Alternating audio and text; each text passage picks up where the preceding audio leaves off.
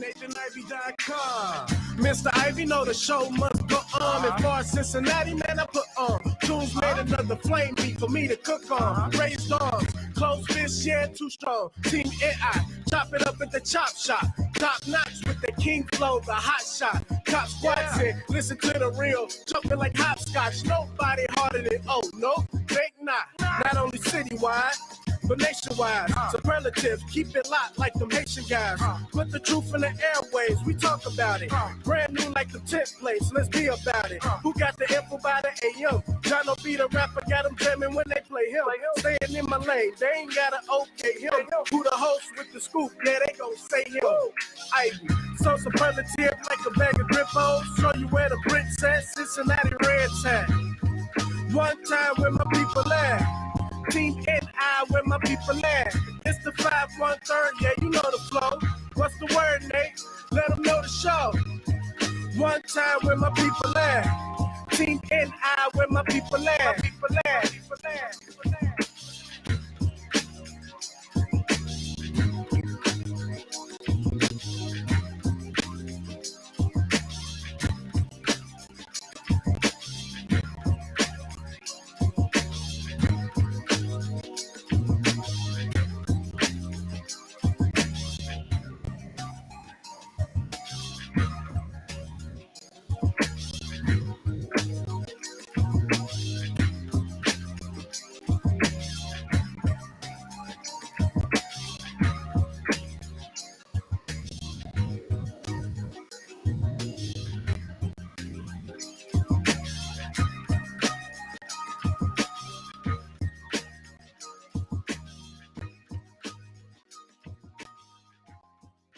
Hey, good morning, everybody. Welcome back.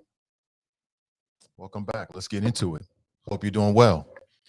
Please take a second to like and in particular share today's show. On today's show, I want to talk about the Nipsey Hussle trial, the Buy Black movement, and the death of Patrick Lyoya. And if you don't know who Patrick Lyoya is, you probably do. You just don't remember his name. You've probably seen the video. In between people, politics, and pleasure. Good morning to you. Sorry about the late start, but I'm here with you now. Let's get into it. Today's show is brought to you in part by our friends over at Wing Champ, the undisputed champion of all wings. They're out in beautiful Sharonville, Ohio. They are Black owned. And in addition to getting a bite to eat, you can also pick up your Creamalicious ice cream. There's a link in today's description that will take you to their website, which is 3Ws.originalwingchamp.com. Check them out today. Today's show is also brought to you in part by our friends over at Renew Community Church. They offer a Sunday morning masterclass. It's live streamed to their Facebook and their YouTube. On Facebook, facebook.com/CINCI Renew. And on YouTube at Renew Community Church live stream. This Sunday's topic, well, it'll be a special tribute to fathers. And they've done the research. Grow your lifespan by 10 years. Embrace gratitude. 9 steps to improve physical and mental health through gratitude. Join over 2,100 subscribers on YouTube today. Good morning. Good morning, good morning, good morning. Today's show is also brought to you by the Black Economic Empowerment Market. They aim to be the largest inner city outdoor flea market. Starts on June 21st. They're going to go through October. They've got spaces available for you if you're interested. They'll be located out at the Marva Collins College Prep campus. That's at 7855 Dawn Road. That's out in beautiful Roselawn. Come one, come all. That'll be on Fridays, Saturdays, and Sundays starting on June 24th. That's just next week. That's just next week. You can sell your home goods, your services, your art. If you're interested, contact Tanya Dumas at 513-830-1230. 4206 between the hours of 8 a.m. and 4 p.m. That's Monday through Saturday. This could be an opportunity for some folks out there that want to sell their products. The Black Economic Empowerment Market, the BEAM Market, BEEM. It starts again on June 24th. So many great things are happening in the city of Cincinnati. Good morning to you. I'll talk more about it as the show gets deeper. Good morning. Good morning, good morning, good morning. Hope you're doing well. It's a beautiful Thursday. If you're into the NBA, Game 6 tonight, a little something to watch. Some mindless sports entertainment if you're into that kind of stuff. All right. If you're a Boston fan, we'll see what your team is made of. If you're a Golden State fan, we'll see what your team is made of. Good morning to you. Hope you're doing well. Good morning, good morning, good morning, and good morning. I want to talk about the Nipsey Hussle trial. Remember, Nipsey Hussle was gunned down by a man, allegedly, by a man that looks very similar to him.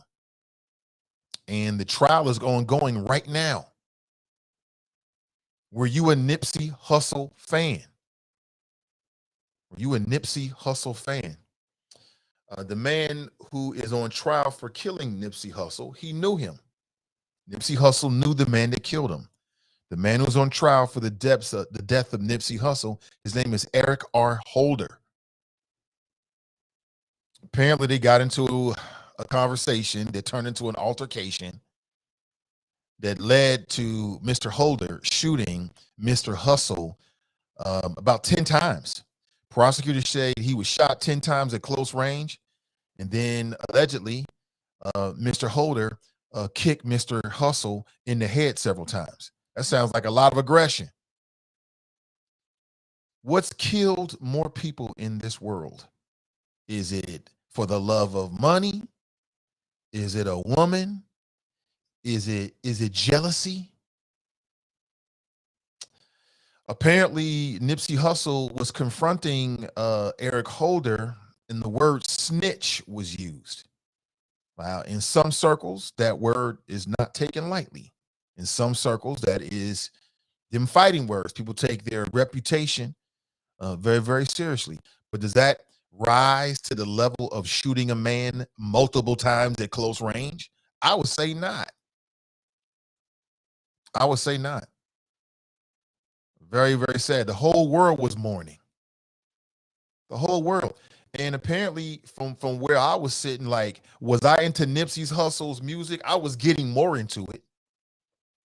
There's people out there that was more into it than I was, but I was getting into it. Like right before his death, he had a song or two that was Grammy nominated. Like his star was blazing brighter and brighter and brighter. And he had at least a couple of tracks that hit my radar screen. I was like, oh, this shit is dope. It was one song in particular, you know what I'm saying? I had been bopping to it for a while. I didn't even know it was him. I found out later, like, oh, snip. Oh, snip. That was Nipsey Hussle? In addition to shooting Nipsey Hussle 10 times, Eric Holder kicked the rapper in the head before fleeing.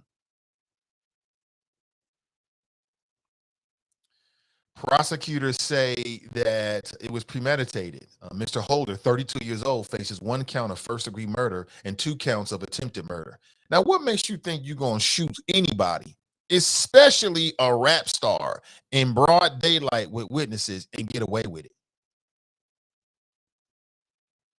Nipsey Hussle was killed at the age of 33 back on March 31st, 2019, in a parking lot outside of his store known as The Marathon. And like I said, I mean, a lot has come out after his death, you know, posthumously, because that's how this world is. Like, sometimes people don't appreciate you until you're dead, until you're done, until you're gone. And they're like, damn, I like that dude. That's how humans can be.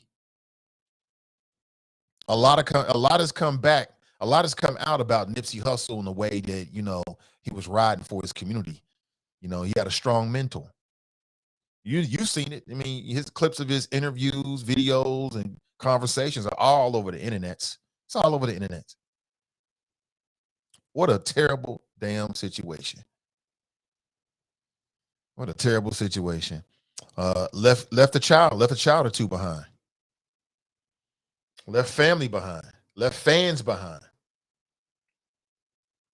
So apparently Nipsey Hussle confronted Mr. Holder about being a snitch and wanting to clear something out.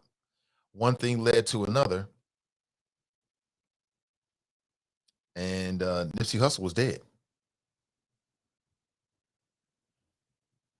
And that's sad. It's a very sad situation. Very sad situation. Brothers killing brothers over silly shit. It's the mentality. It's not the gun. It's the mentality. Yeah, sure, we could talk about the availability of guns, and that plays a role. But it's the mentality, man. It's the mentality that some people have in this world. I'm telling you, everybody is not well adjusted. There's some people out there that's got some real issues. They got some real issues. Nipsey Hussle, I mean, I wasn't there. I can't tell you all the intimate details about it. But from where I'm sitting, I'm like, those two men weren't each other's enemies. That black man wasn't your enemy. I mean, sure, you might have gotten his feelings, but okay, you killed Nipsey Hussle. Now you're going to do what? Spend the rest of your life in jail? For what? For what exactly? The jury was told that Nipsey Hussle's shooting was planned because there was anger about snitching. And this comes up in the black community, like snitching and all that kind of shit. And I don't even know what that means. I don't even know what that means, snitching. Like, to me, snitching is you and I go out and do something criminal on the low.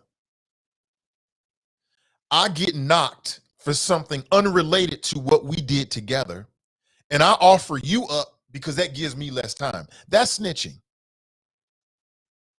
That's snitching. If I see you murder somebody and I ain't got nothing to do with it, and the police come to me and I tell them I saw you murder somebody, that ain't snitching. That's called being a good citizen. You know what I'm saying? Snitch is an acronym in a super dope hip hop song by Pusha T. Sorry, Negro, I'm trying to come home. Snitch. People talk all that tough shit. Man, if you know anything about the demise of the mafia, the American mafia, the La Cosa Nostra, if you know anything about that, these longtime members of La Cosa Nostra, they took the blood oath from the old country. And what did they do when they got knocked? They told. These cats, man, they took blood oaths. It was a part of the family. It was a code, and they told. Ain't nobody trying to sit in prison longer than they have to. That's very rare. That's very, very rare. I'm sure there's some cases, and I think I could probably recite some cases of some of these old-time gangsters that didn't say a word and died in prison, or they're sitting in prison right now. And I'm sure there's many examples of dudes from the street level that's doing the same shit, but that shit is rare, just like good people. That's very rare.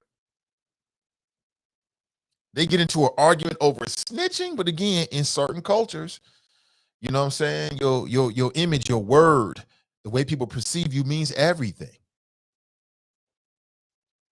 But you shot this guy and killed him. And now, so you're telling me it's better to be a murderer than a snitch? It's rather for you. I mean, I don't understand the mentality. You get into an argument with somebody because they calling you a snitch. Okay, great. You know, in the world you live in, that's one of the worst things you can be. So you rather be a murderer than a snitch? You rather spend the rest of your life either running for the police, and most people don't have the resources to really do that. Your ass ain't wealthy. You can't disappear. You can't get no counterfeit documents. Your ass living at your baby mama's house. Talking about, I just need to stay here for a couple hours. You rather do that than to walk away from somebody saying dumb shit. Like I said before, man, I mean, I've had all kind of dudes say goofy shit to me. I just look at them like, this Negro is goofy, and just keep it moving. You know what I'm saying? I know who my real enemy is. I mean, you ain't my enemy, bro. You got some insecurities. That's what that is. That's different. I just want to put this on your radar screen because there's a lot of stuff going on as there is every single day in America. But I want to put this on your radar screen. You know what I'm saying? Keep your eyes on this. I'll be watching it. Just a very tragic, sad situation. Nipsey Hussle, he got his name from Nipsey Russell, who, as I understand it, was a famous comedian or a comic. He got his name because he was hustling so hard. I love a hustler. I hate lazy mofos, but a mofo that's out here grinding and hustling, oh, I love it. I loves it. I love it. Few things better. Remember Nipsey Russell, 1970s comedian? He got his name, or Nipsey Hussle got that moniker because he was slanging CDs. Back when people used to slang CDs. Now they put the shit on YouTube or SoundCloud or Spotify, something like that. But back in the day, you had to, like, you know, get a physical CD and actually give it to somebody. You know what I'm saying? Things were a little more difficult back in the day, a little easier now if you're in the music industry. Although I think, because who's got CDs? I don't even own a CD player.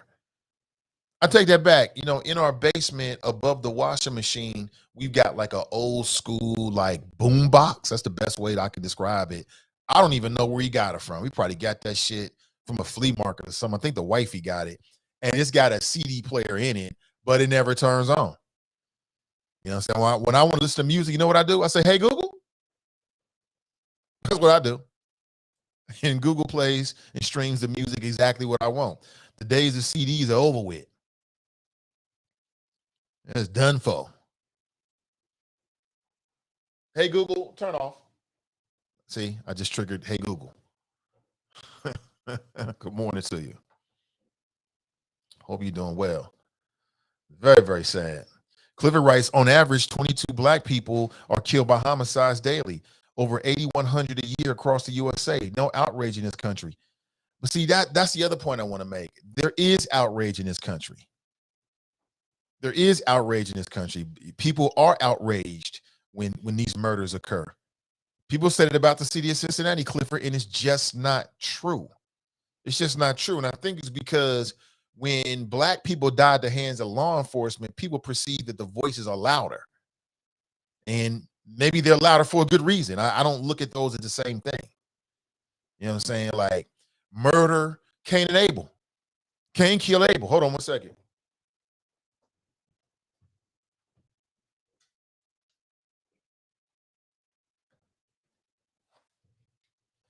I had to unplug my Google Mini because he was acting up.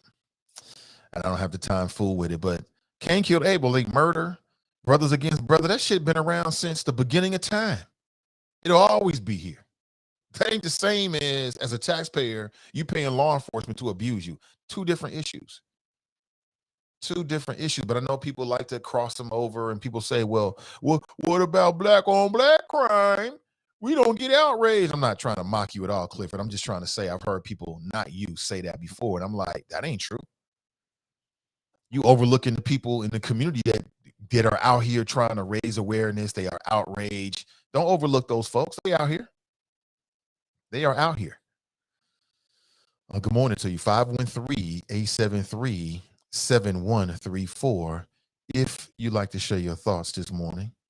I'm seeing more and more energy in the city of Cincinnati around the Buy Black movement.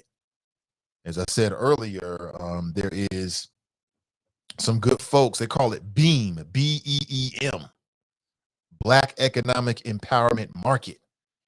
And they endeavor to be the largest inner city outdoor flea market. They got about 100 spaces available. They're kicking it off next week. It's going to go through the entire summer of 2022. It'll be on Fridays, Saturdays, and Sundays.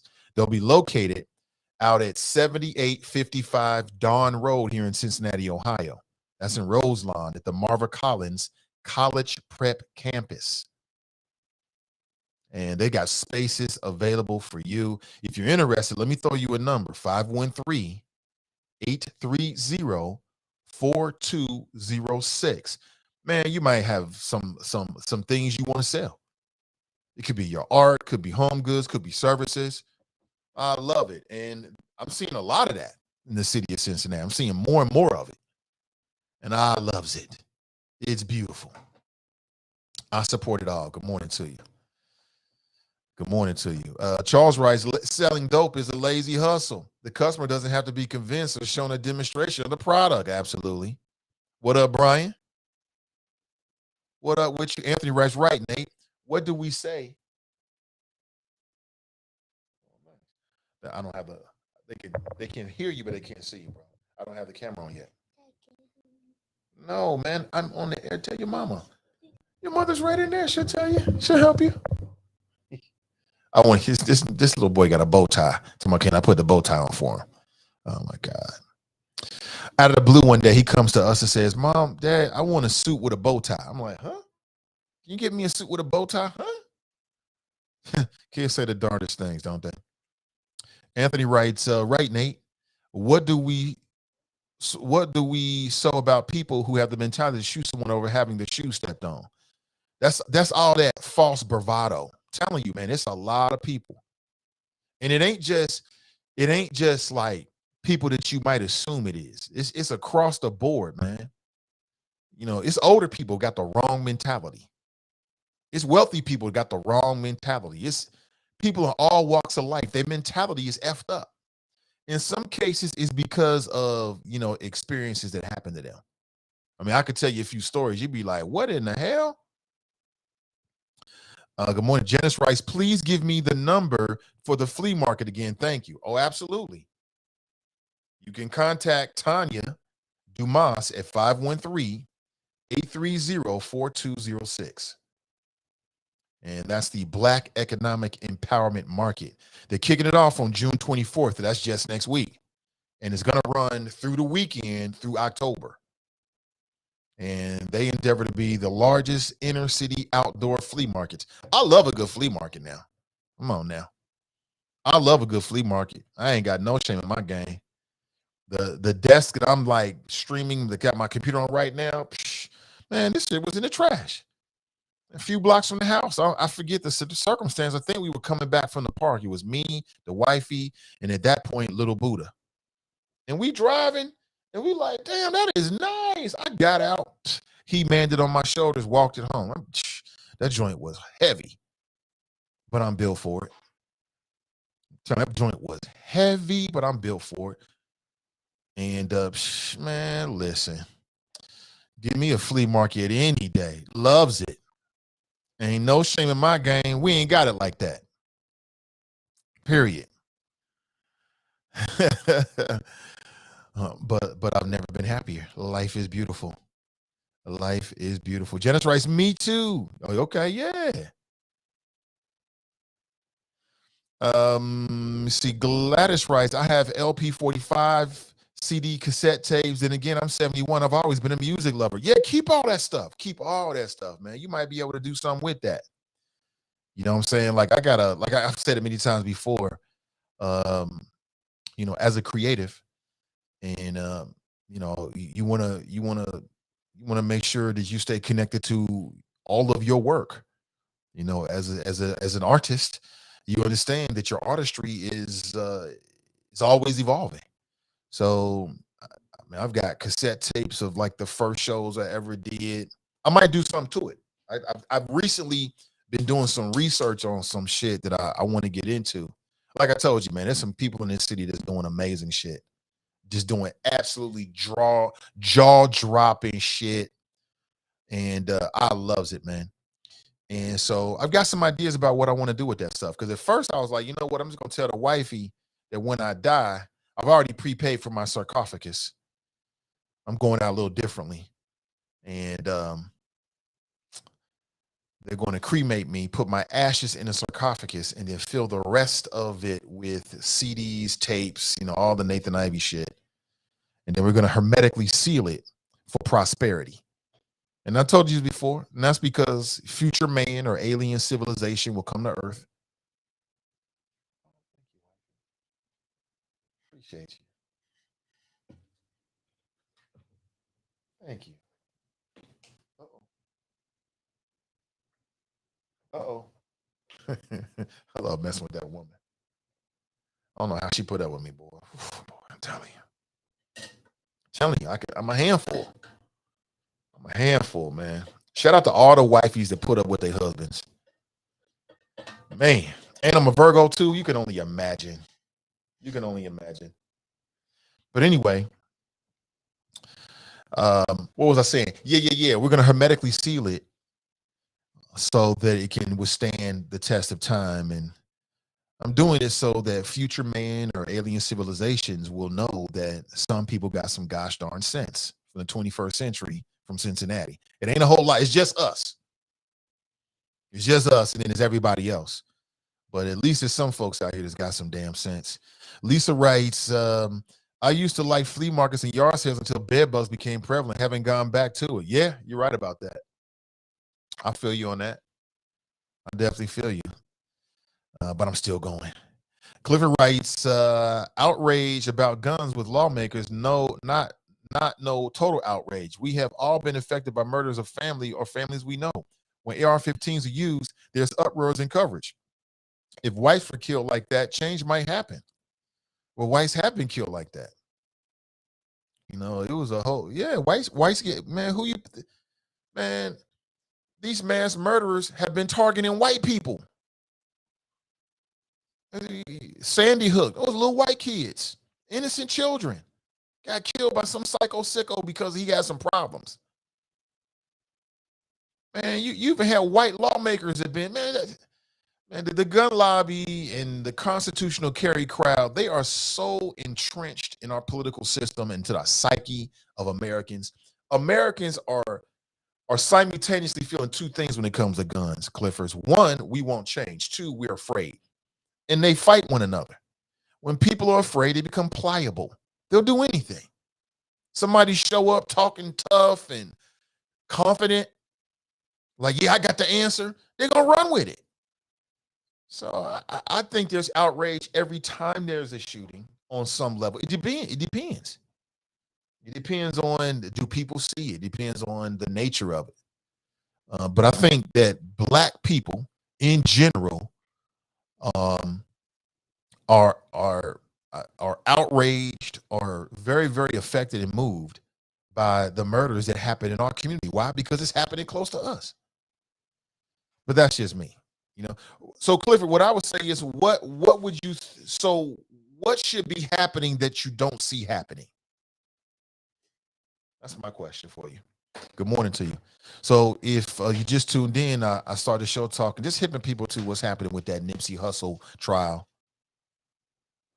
There's so many things going on, you know, gas prices, politics, concealed and carry, Juneteenth. There's a lot of stuff going on in any particular day. There's a lot of stuff going on any particular day. And I just want to put that on your radar screen. Just keep that, you know, just keep your eye on that. Very bad situation. You know, I forget who it was. I think it was Lil Boosie with DJ Vlad on YouTube. And he said, well, two things were said. Somebody else said that a rap artist is one of the most dangerous occupations in America. And I'm like, how could a rap artist be one of the most dangerous occupations in America? That don't even make any sense. How could that be? And the reason why is because of jealousy. You know, you get some of these dudes, man, they coming from the mud. They coming from the mud. They coming from abject poverty. And next thing you know, they got $100,000 chain or $200,000 chain and a $50,000 watch and a $100,000 car. You know what I'm saying? Beautiful women. You traveling. And you got brothers left behind like, how you do that? Huh? Jealousy. Jealousy is a sickness. I've never been jealous of a man in my life. For what? You know what I'm saying? You give props to the brothers, you keep it moving. That's it.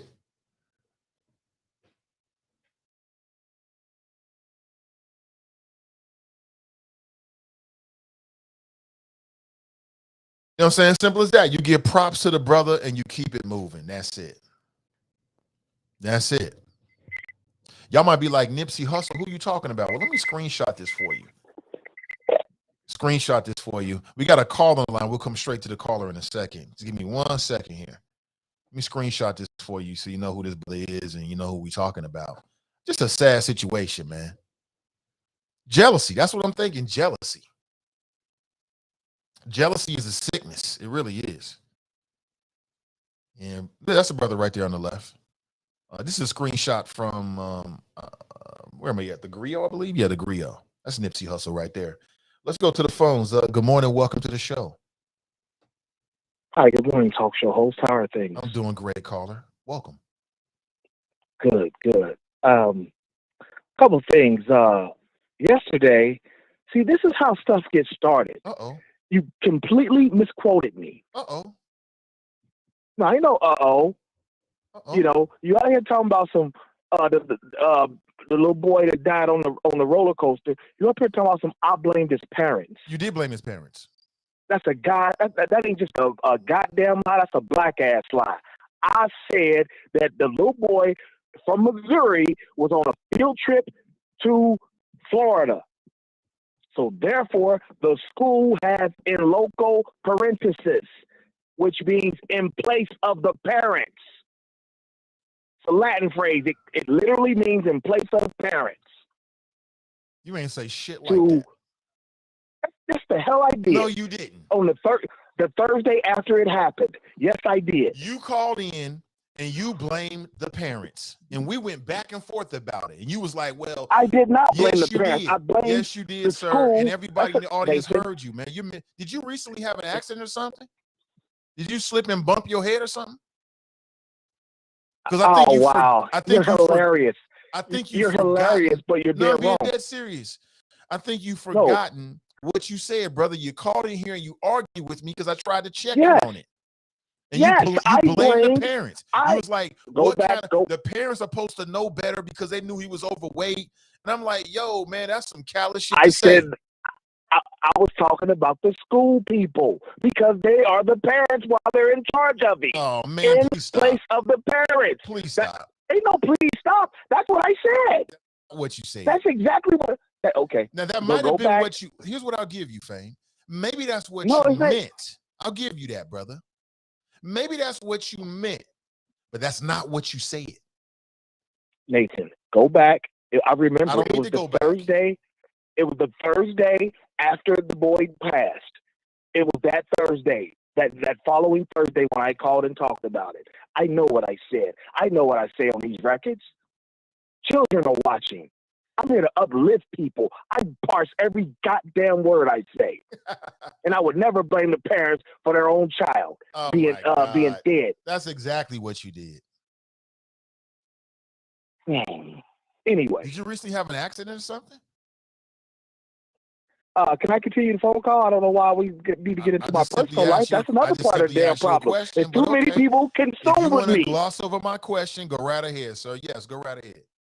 There's too many people consumed with my personal life. Like, damn. I'm just here to, talk breezy and give you some, I'm not consumed with your personal life. I'm trying to figure out why you're misremembering, sir. Okay. Now, secondly, speaking of misremembering, I remember this 3 weeks ago, you were saying that old arthritis having a Walmart greeter that was shot by this thug, this animal, this monster still in TV. You told her to mind her own damn business. For a snitch. Mind your business. And you won't get shot. That's what you told them people. Huh?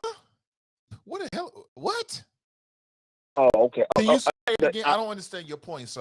Can you say it again? Can you reset? That doesn't make any sense to me. When that monster went up there and shot up the Walmart, Route 129, Walmart on Route 129, trying to steal a damn TV. Right. One person was killed. Right. 2 people were shot. 1 was killed. One of the people that was shot was an old lady. Right. You came on these records and said, mind your business. Yeah. I'm like, damn, they just try to be good citizens, good Samaritans. And you like, no, mind your business. Well, you're kind of mixing. That could be the same. So you misremembered again, the sir. qualification. You really did have an accident recently. You are misremembering. Let me set the record straight. what I have said and what I maintain to this day is that if I'm working in a retail situation, somebody coming there trying to rob the joint, I ain't trying to run you down and stop you. That's not my job. And what I mind your also business, said right?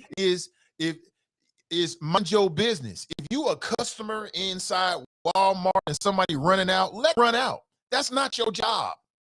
And I stand by that. Right. That's what I said, sir. Right. So, and instead of telling on the police, it's your business. Gotta be a good citizen and tell the police, like, yeah, Nathan, just mind your business. That's right. Right. I like that. The great community values, B. I think you are stretching to try to make a point, and you're failing at it. I'm not making a point. I'm trying to make a point, but you're failing. It doesn't make any sense. Reciting what you said. You don't have to recite what I said. I just set the text, told you what I said. But you're trying to snitching, and it doesn't make any sense. Maybe it's not meant to make any sense. It's meant to just highlight the inconsistency of the goddamn talk show host of 20 years. Well, and you're trying to do that, but what you're really doing is you're revealing your lack of logic. It doesn't make no sense. One has nothing to do with the other. You want to give it another try? Well, sir? I did have a 25 feet long jump in high school, so I can make a nice leap. Oh, shit, 25, you 65 feet, man. You like 3/4 court with that one. He even unmarried. See, that's what I'm saying. See, the gentleman has never ran track and field. I'm just telling you that I don't, and it doesn't make a lot of sense to me, sir. I know. I absolutely not. There was one talking about this morning that I had. I just kind of heard that stuff about the snitches and just kind of there. There was one more thing you were talking about. What did you lose?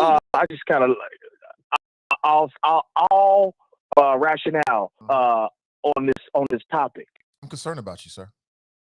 Because I'm concerned about how you just thought people at Walmart and come on the records the next day talking about some niggas get shot every day. B. That's not what I said. Like, just didn't care at all. You cold-hearted, evil person. And this is coming from a man that blamed the family of this young boy who fell off the amusement park ride. I blamed his caretaker. You blamed his I did not mama Don't try to change it now to make yourself look better. That's exactly what you did. Again, go back. You know what day to go check it for. You people out there in the audience. I don't remember, quite honestly. You know what day to go check for it.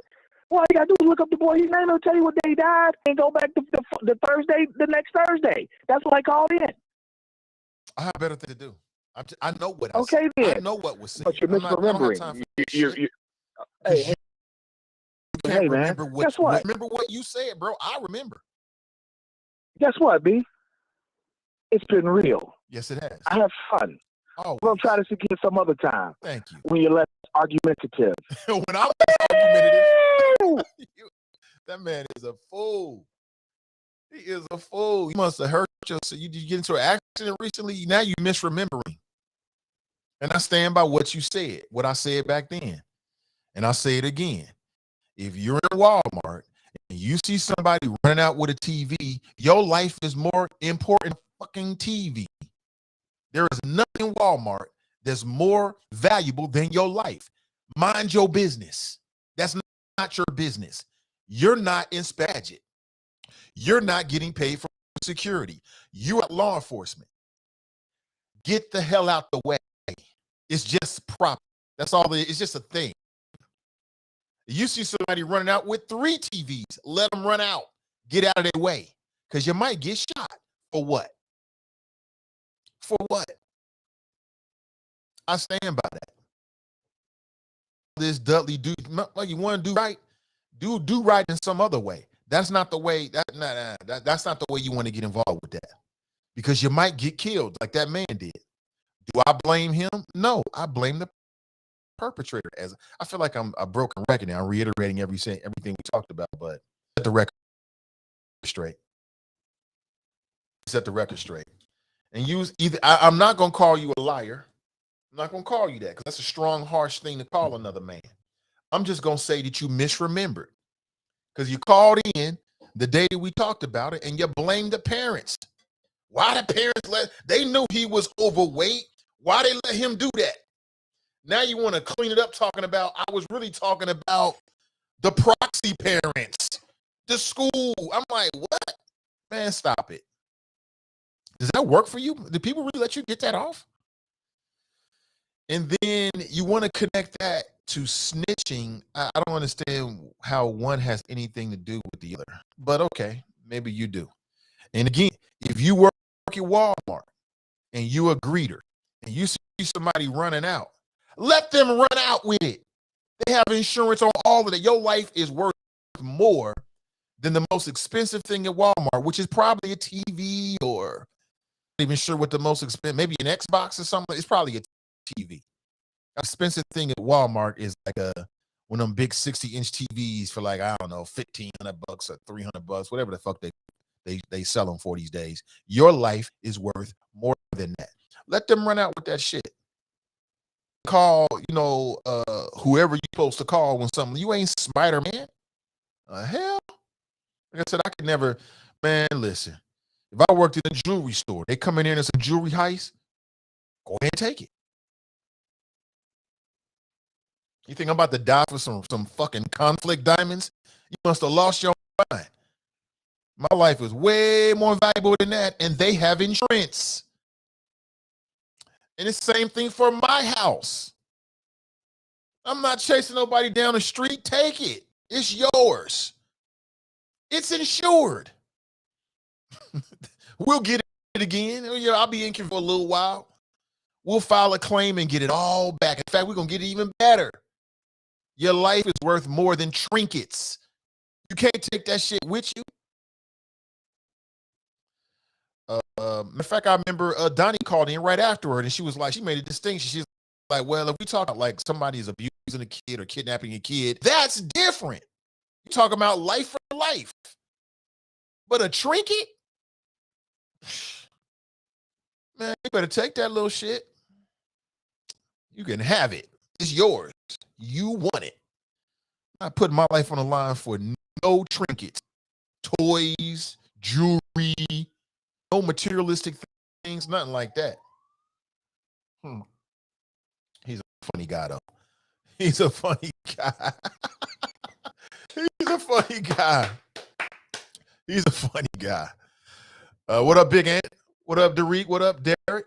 Tanika, good morning, Angela. She writes, I'm not stopping no one for stealing their shit. They have insurance. Exactly. And that was the point I was trying to make. Now, I don't know what he was talking about, trying to clean things up.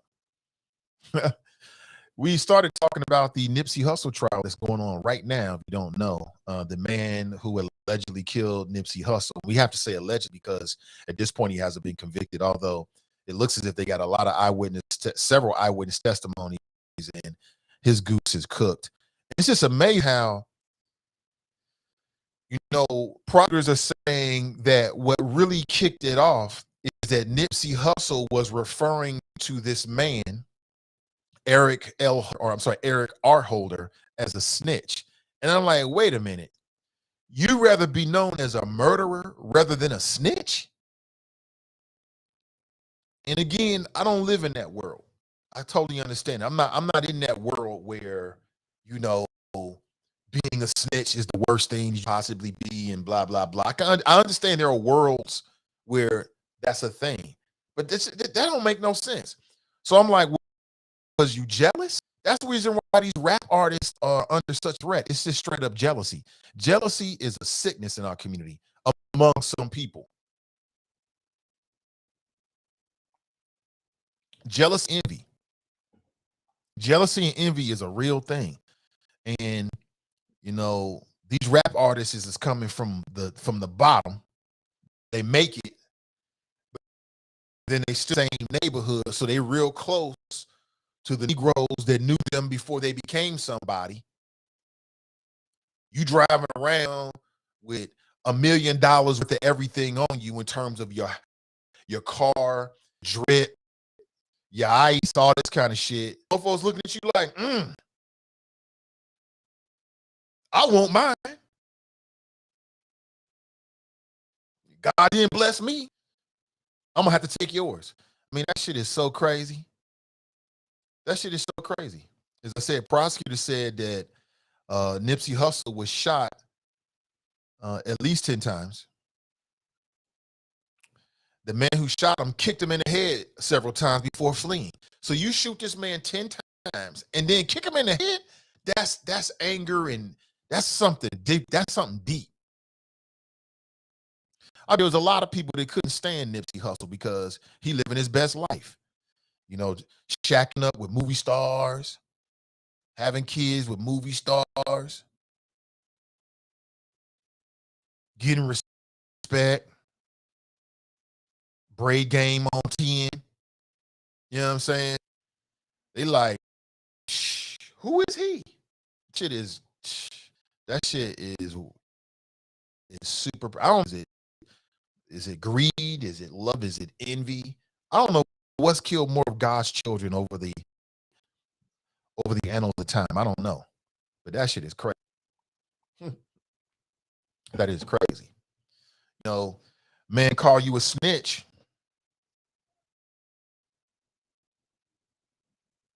Oh, is it? Man call you a snitch. I'm like, hold on one second here.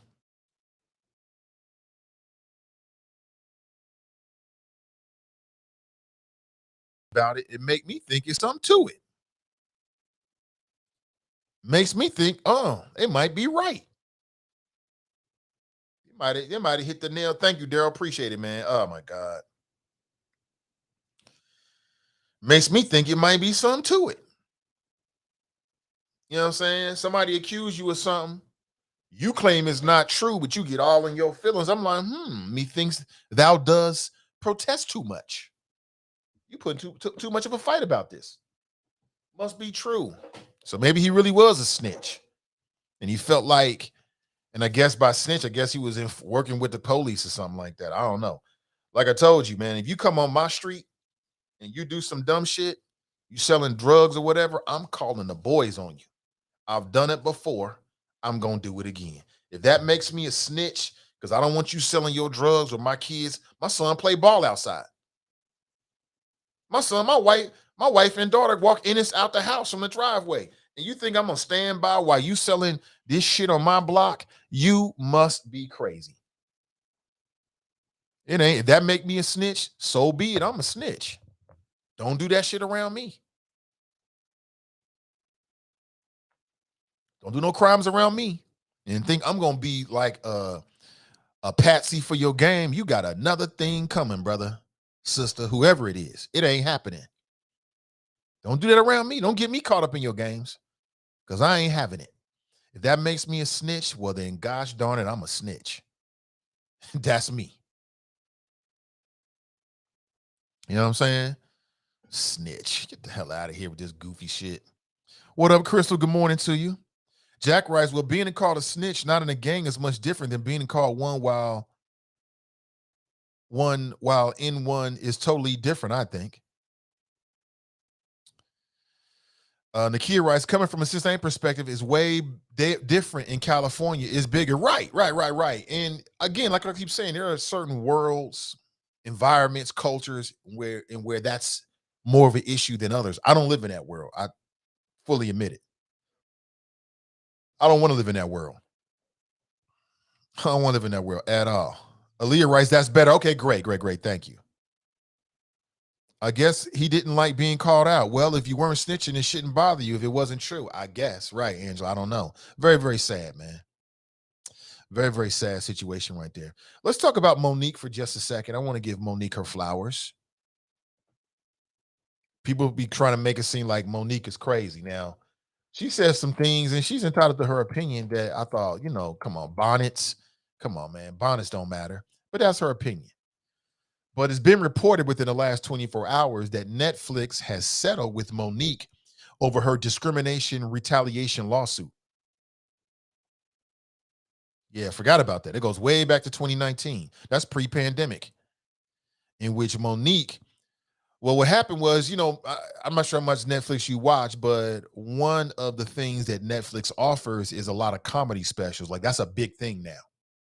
Nowadays, when a comedian has a new tour or something, they do a special that's on a streaming service, and then everybody watches it from home.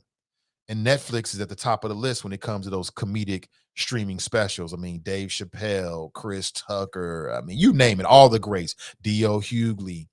They all do Netflix specials. Cedric the Entertainer. That latest Cat Williams is trash.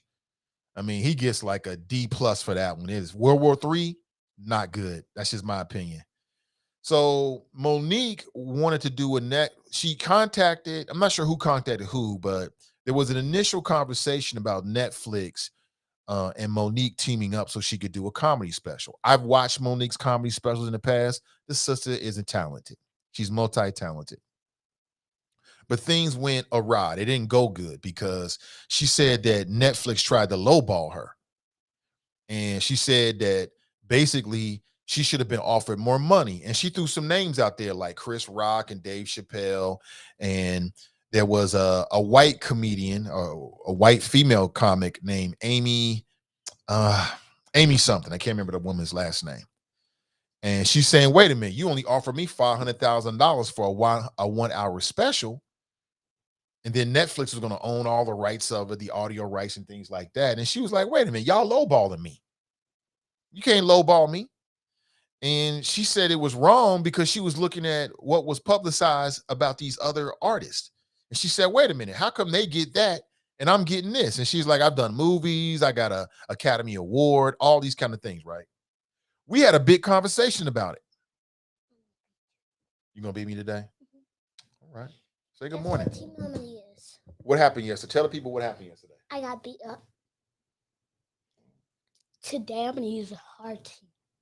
Really, who? I'm gonna use the all-time Lakers.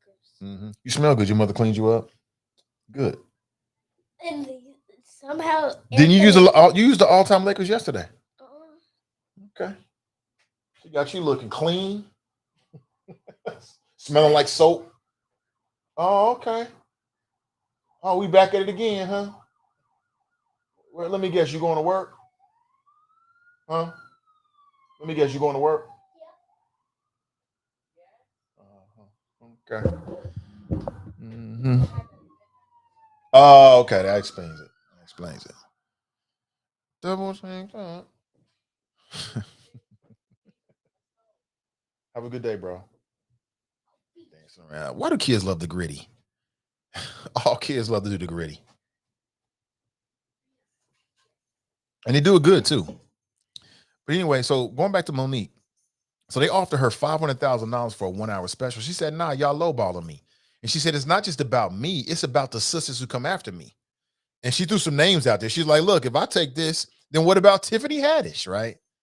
And we had a big debate about it. And people was going back and forth about her worth or whatever. And I listen, you know, you got to know your worth. A lot of people do not.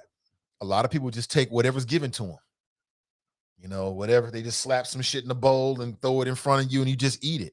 And, you know, I applaud Monique for standing by her guns. And we don't know the terms of the settlement, but she's come to a settlement with Netflix. And I think this is because a federal judge basically sided with Monique, saying that, you know, there was some merit to her argument. You know, essentially the way it works, and again, I'm getting this just from separate articles, you know, Netflix and the artists will come together. Netflix will make an initial offer, and then they go back and forth. There's a negotiation. Well, that didn't happen in this case because Netflix shut down the conversation after Monique went public. They were like, this was you know, this was, you breached good faith, blah, blah, blah.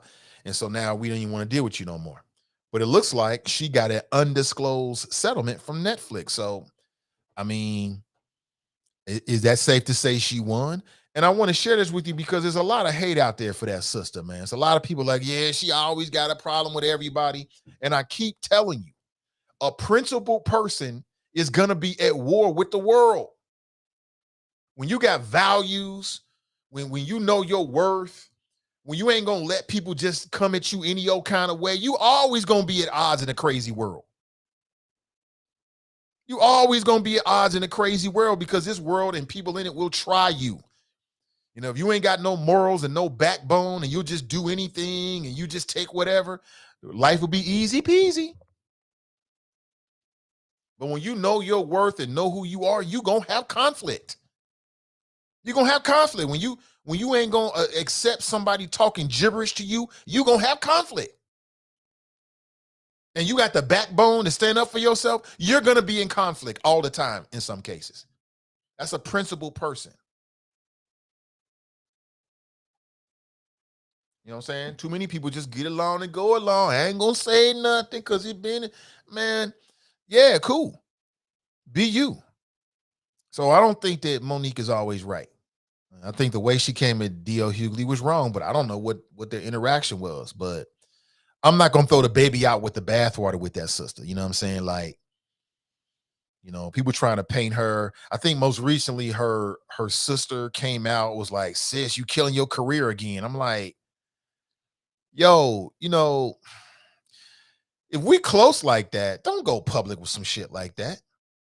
Tell me that on, you know, Carl, you got my motherfucking phone number. Text me.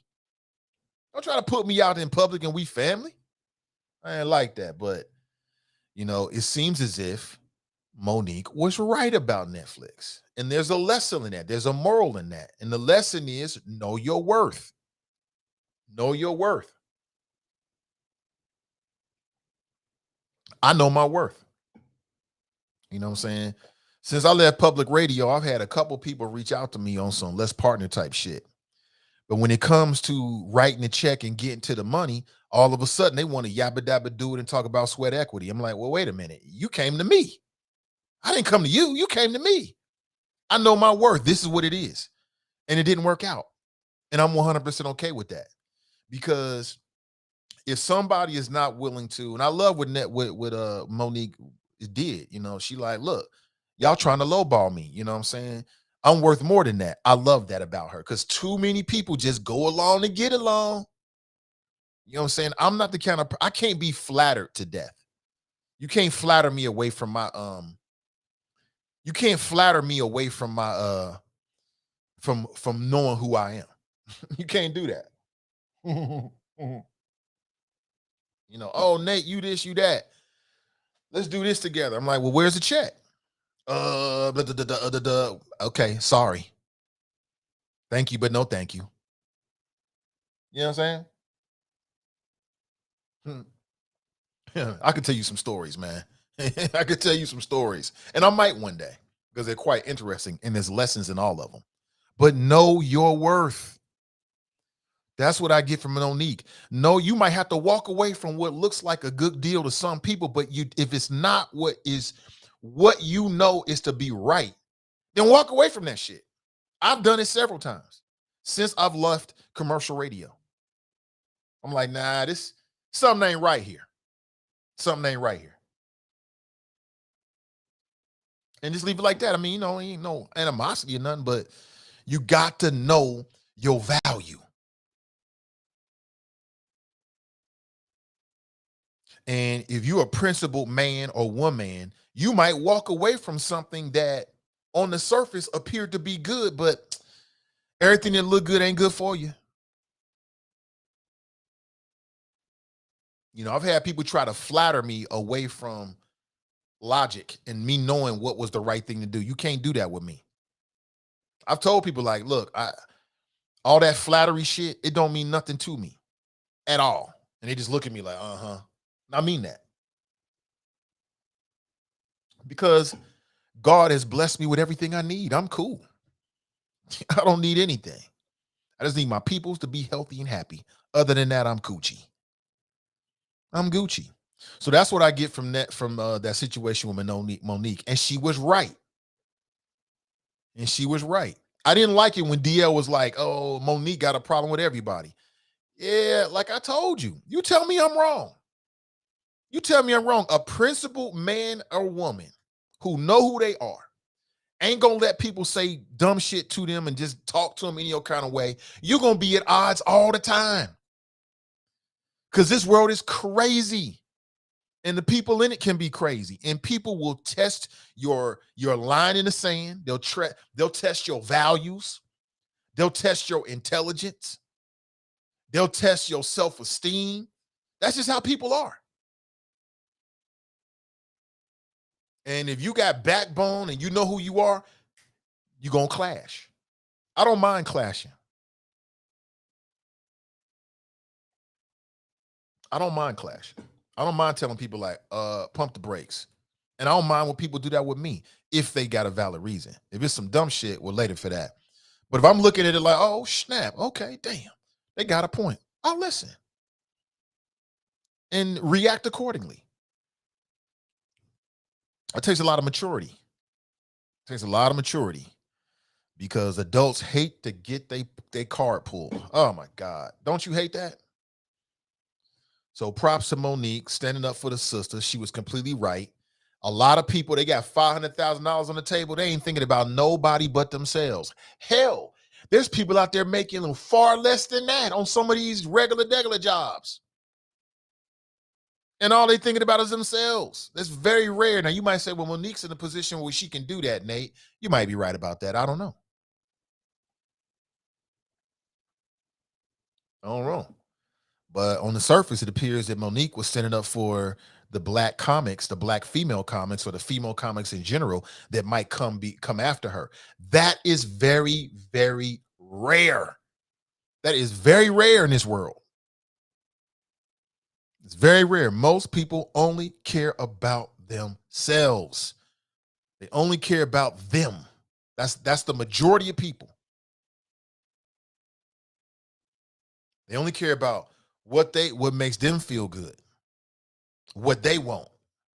That's it. That's the majority of people. That's what's wrong with this fucking world. People keep asking about the Cam. The camera's acting up this morning, but it ain't stopping nothing. Good morning to you. Sandra writes, amen, we'll test your truth right. So when I hear people say things about people, I never jump on board. I make my own decision based upon my own experiences. You know what I'm saying? Like I've gone into work environments and people were like, well, don't talk to such and such or keep your eyes open for such and such. I never buy into that. It just goes in one ear. And really, it tells me more about the person that's telling me that than the person who's telling me that and the person they're talking about. I'm like, yeah, why are you trying to make me think this about this person? I don't do that. I judge people on my personal experiences with them. How they interact with me, how I view them interacting with other people, and I base my opinion upon that. I never go off that he say, she say shit. Never. TNT writes, that was lip service. She don't give a solid flip. Really? Who? What are we talking about? Who are we talking about? Who are we talking about? You talking about Monique? Really? Brenda writes, exactly. You leave toxic people where they are. And sometimes people are toxic, and I would say most time people are toxic because of their life experiences. You know what I'm saying? Like, we talk about baggage in terms of relationships, but there's people that's carrying baggage because of business relationships. Like, you know, they had an experience with somebody and it goes sour, and they project that shit into everything that goes forward, which is a big mistake.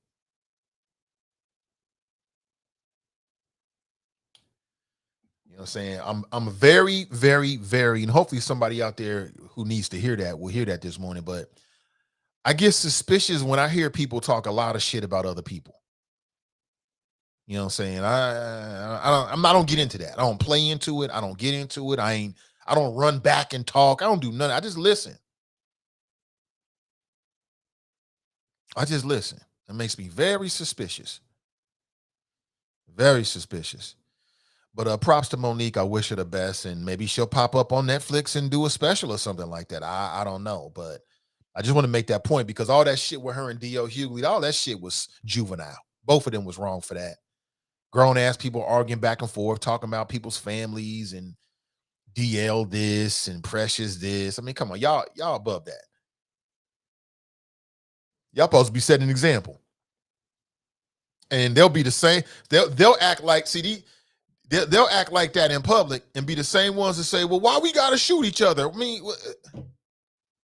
how you think that shit starts? It starts with the going back and forth over dumb shit. Conflict resolution. Conflict resolution. Good morning to you. I hope you're doing well. Good morning. Brandy writes, good morning. Good morning, Brandy. Good to see you. Good morning to my people on Spreaker, my people on TuneIn as well. Good morning to you. Have y'all seen Godfrey? You talking about the black comic? I mean, I haven't seen his special, I don't think. He's got his moments. He's got his moments. Yeah, all right. He's okay. Let me know if the audio has any issues with it. Just want to make sure you can hear me this morning. Good morning to you. 513-873-7134. Again, props to Monique for what it appears to be, she had a point. Like I said, a federal judge agreed with her because Netflix was trying to, get the whole thing, squashed. A federal judge said, nah, there's some merit here. There's some merit here. So it looks like, and you never know. The other thing about it is, like, when you a loud person, when you're loud, right? Because a lot of people are not taught to be loud, and we started kids. Like, keep your voice down inside. Go in your room, right? We socialize kids to not be loud. And so they grow up as adults and they learn not to be bold.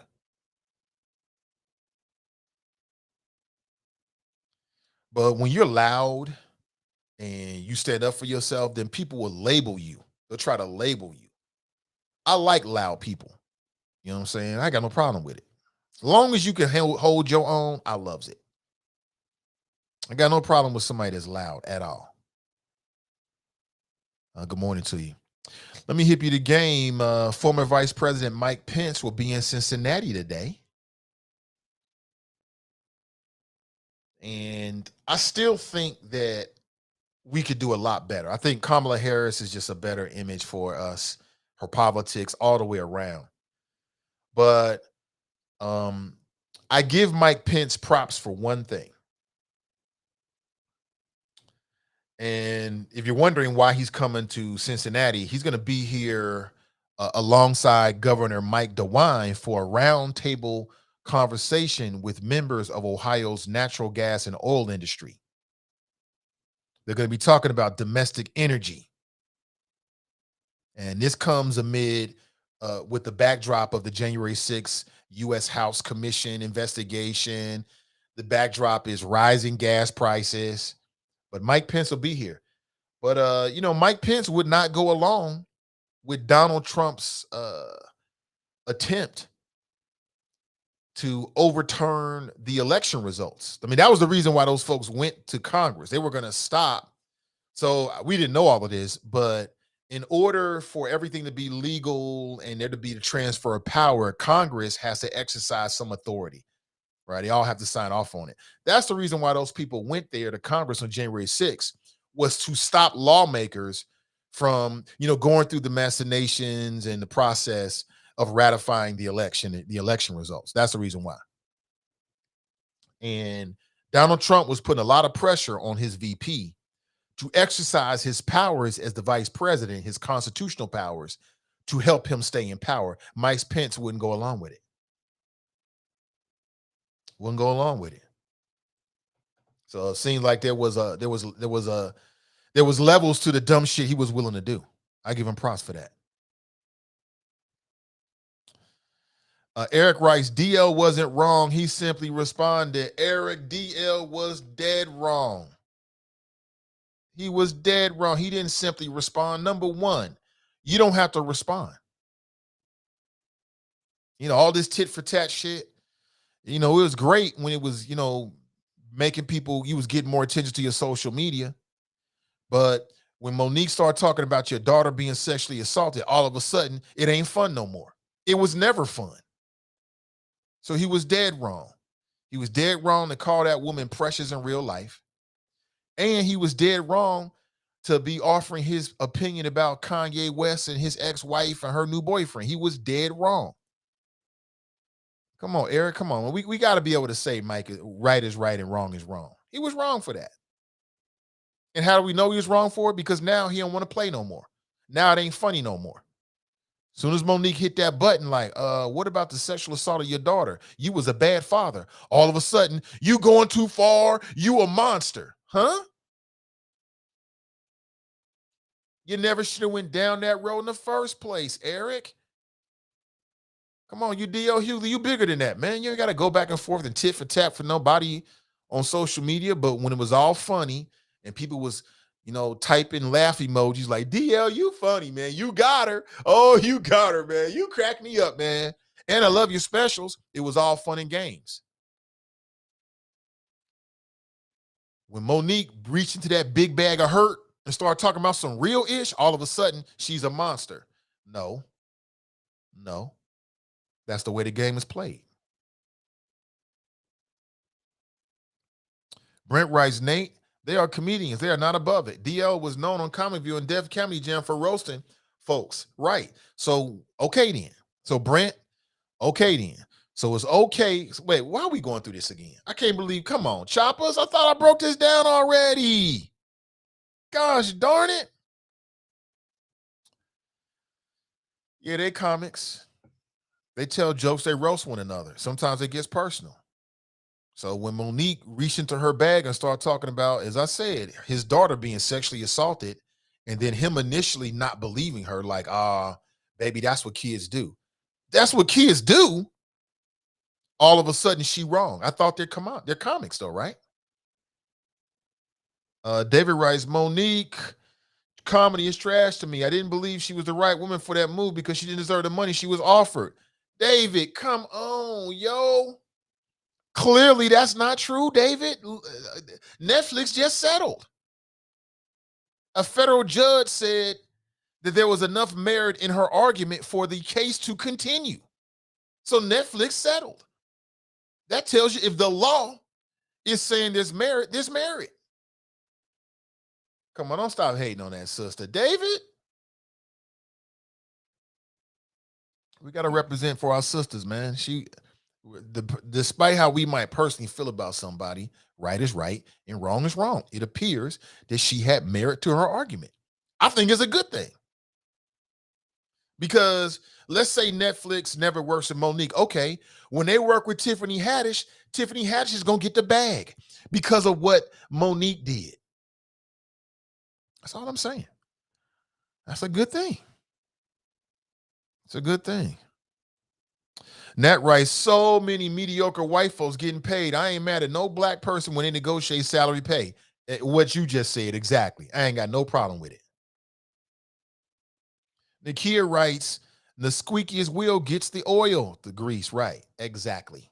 And that's real, that's human interaction. That's if you quiet, I talked about this on Monday about how to get what you want out of life. Quiet people don't get shit.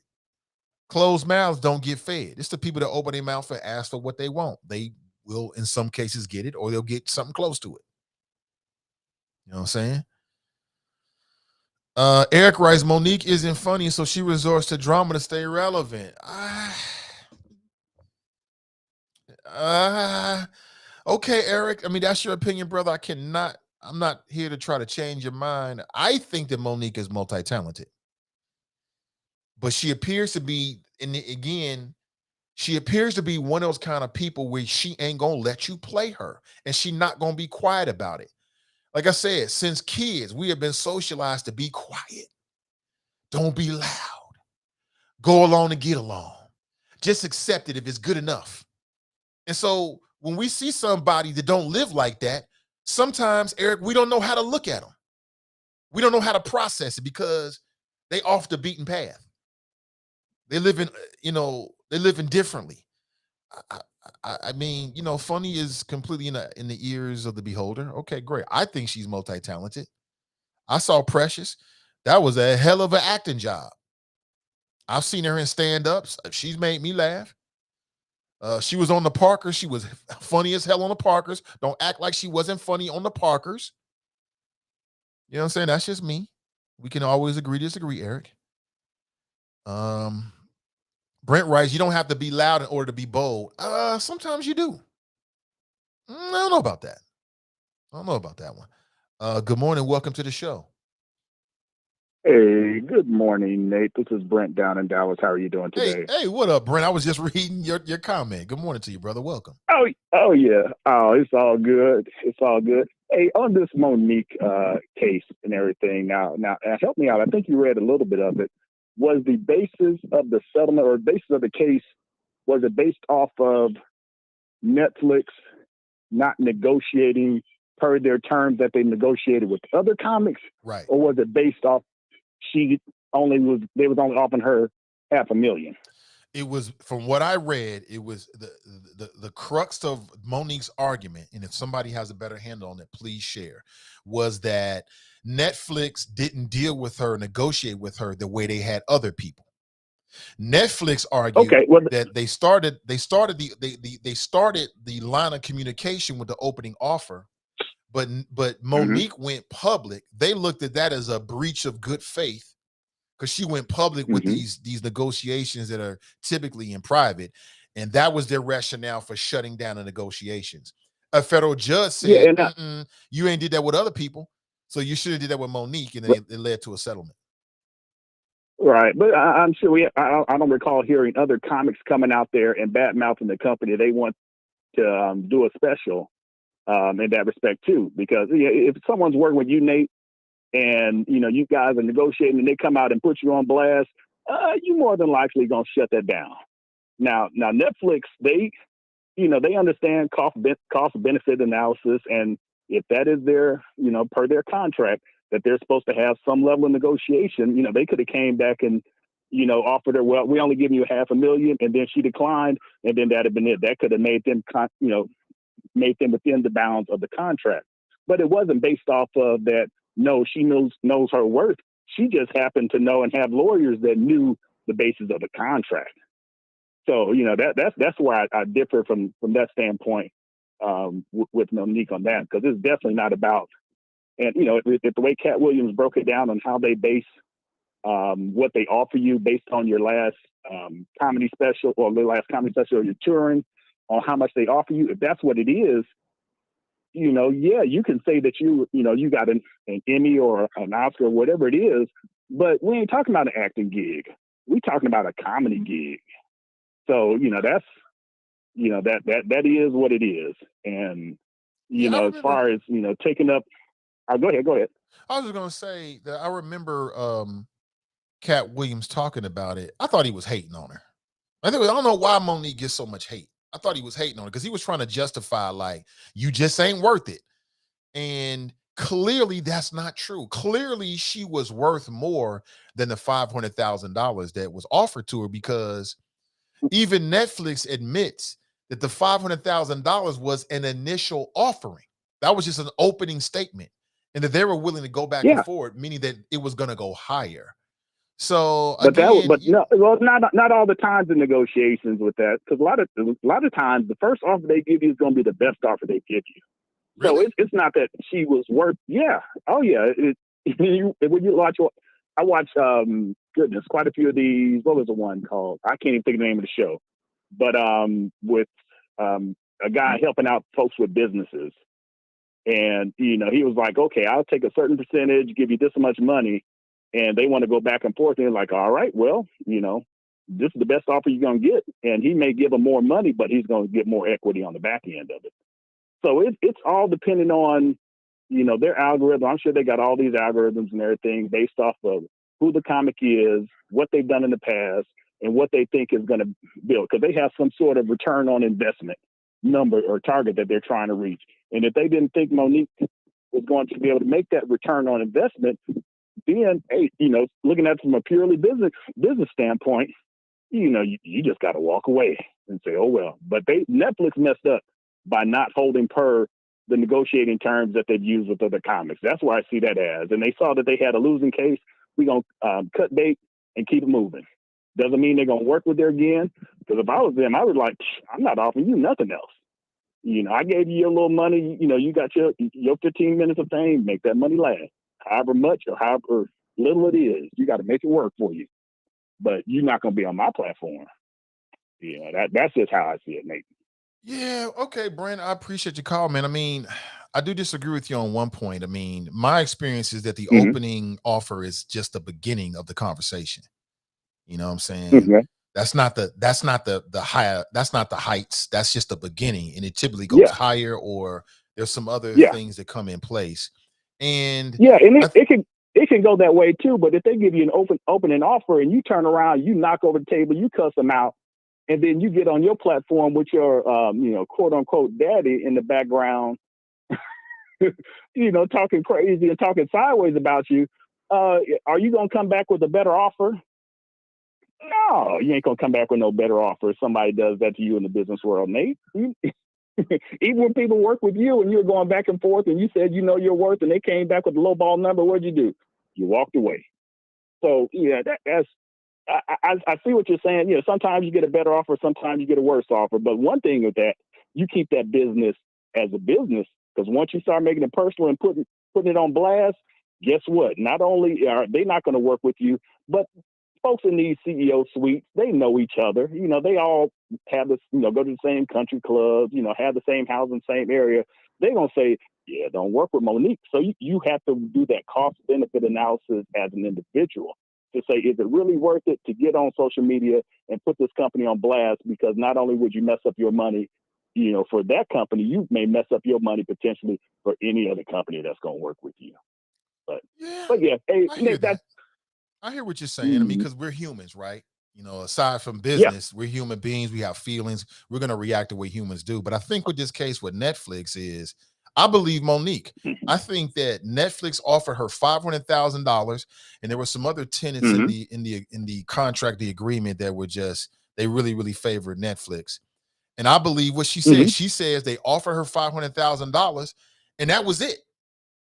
And that's the Mm-hmm. reason why she ended up going and saying, look, y'all just trying to underpay black women. I believe her when she says that. They said, here's Well, see, and that's that's $500,000, that's that's where we and that's differ. it. She was trying to throw the black women piece in there in order to try to gain support. Focus on you. Work with your contract negotiation, Or it was and true. then if it gets, hey, we see it from different perspectives, Nate. Yeah, or it was true. We see it from different perspectives, Yeah. Okay, Brent, thanks for the call, man. or it wasn't true. All right, Nate. Yeah, most def. Most def. Appreciate Brent. Yeah, I'm gonna go with Monique on this one.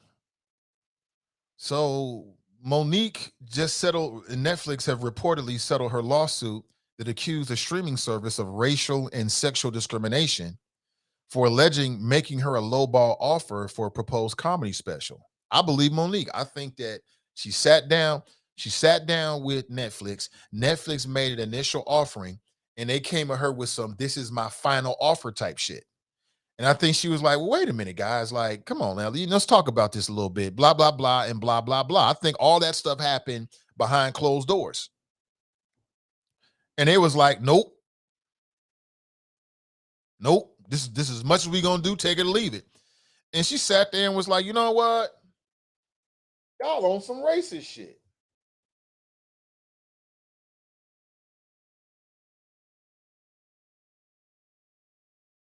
Amy Schumer. Y'all gave Amy Schumer all this money. You know what I'm saying? Like I said, we just because you just can't believe everything somebody say. You know what I'm saying? Just because Netflix says, well, we got an algorithm and a calculation, and your calculation said this is what you should get paid. And like I said, I think that Cat Williams probably got paid than what they offered Monique. And that World War III is a waste of your time. Don't even waste your time watching it unless you were like a hardcore Cat Williams. It's subpar. It's subpar. And here's a man that's got the nerve to be talking about Monique. I mean, that World War III is subpar. The wifey and I were watching it, trying, you watch a little comedy special with your wifey, and you want to have a little good time and shit. You want to get some laughs in. Man, the most we got was chuckles. We had like 3-4 chuckles between us. The wifey is a bigger Cat Williams fan than me. She was thoroughly unimpressed. You know what I'm saying? So, funny is in the eyes of the beholder. Did anybody watch Cat Williams World War III? Did you like it? I ain't ran into nobody that said that shit was funny. All that shit was whack. I'm like, damn, he got paid for this? This Negro telling jokes about some garbage. He telling some jokes about garbage. But again, what I'm taking from Monique is know your worth. And when you know your worth, you might have to walk away from situations that appear to be something that was good, but it ain't what your worth is.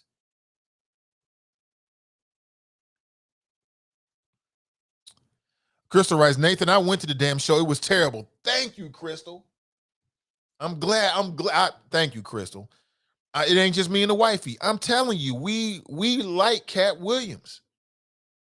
His earlier shows are laugh out loud funny. The man is talented. That World War III is a World War mess. It is a complete waste of your time. It's a waste of your time. Now, what may happen is I've talked it down so low, I've made the bar so low, you might watch and be like, oh, this ain't as bad as Nathan thought it was. That could happen. Crystal writes, I keep scrolling past Cat Williams. I like Cat Williams. But I don't know. I mean, he telling jokes about women he having sex with during the pandemic, and I'm like, no. Conversely, Earthquake is worth your time. His comedy special is worth your time. You know what I'm saying? If you got time to watch just one comedy special this weekend, watch Earthquake. Don't waste your time with Cat Williams. It's just not good. You know what I'm saying? That happens sometimes. Sometimes even your favorite artist, they have a miss. Not every album is going to be Thriller.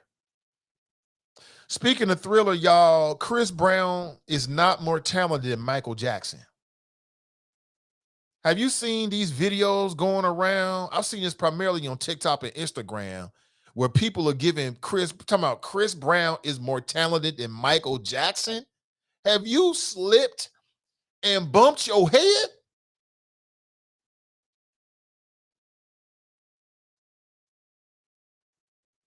I mean, Michael Jackson got all-time classic great songs. Michael Jackson is a muse for the universe. The universe.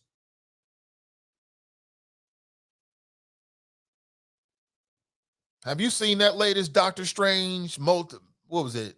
The Multiverse of Madness? Meaning that there's multiple universes out there where there's like a you in different universes and they may have taken different paths. In all of the multiverses, Michael Jackson is a muse for the universe. There would be no Chris Brown without Michael Jackson. Have you seen this shit?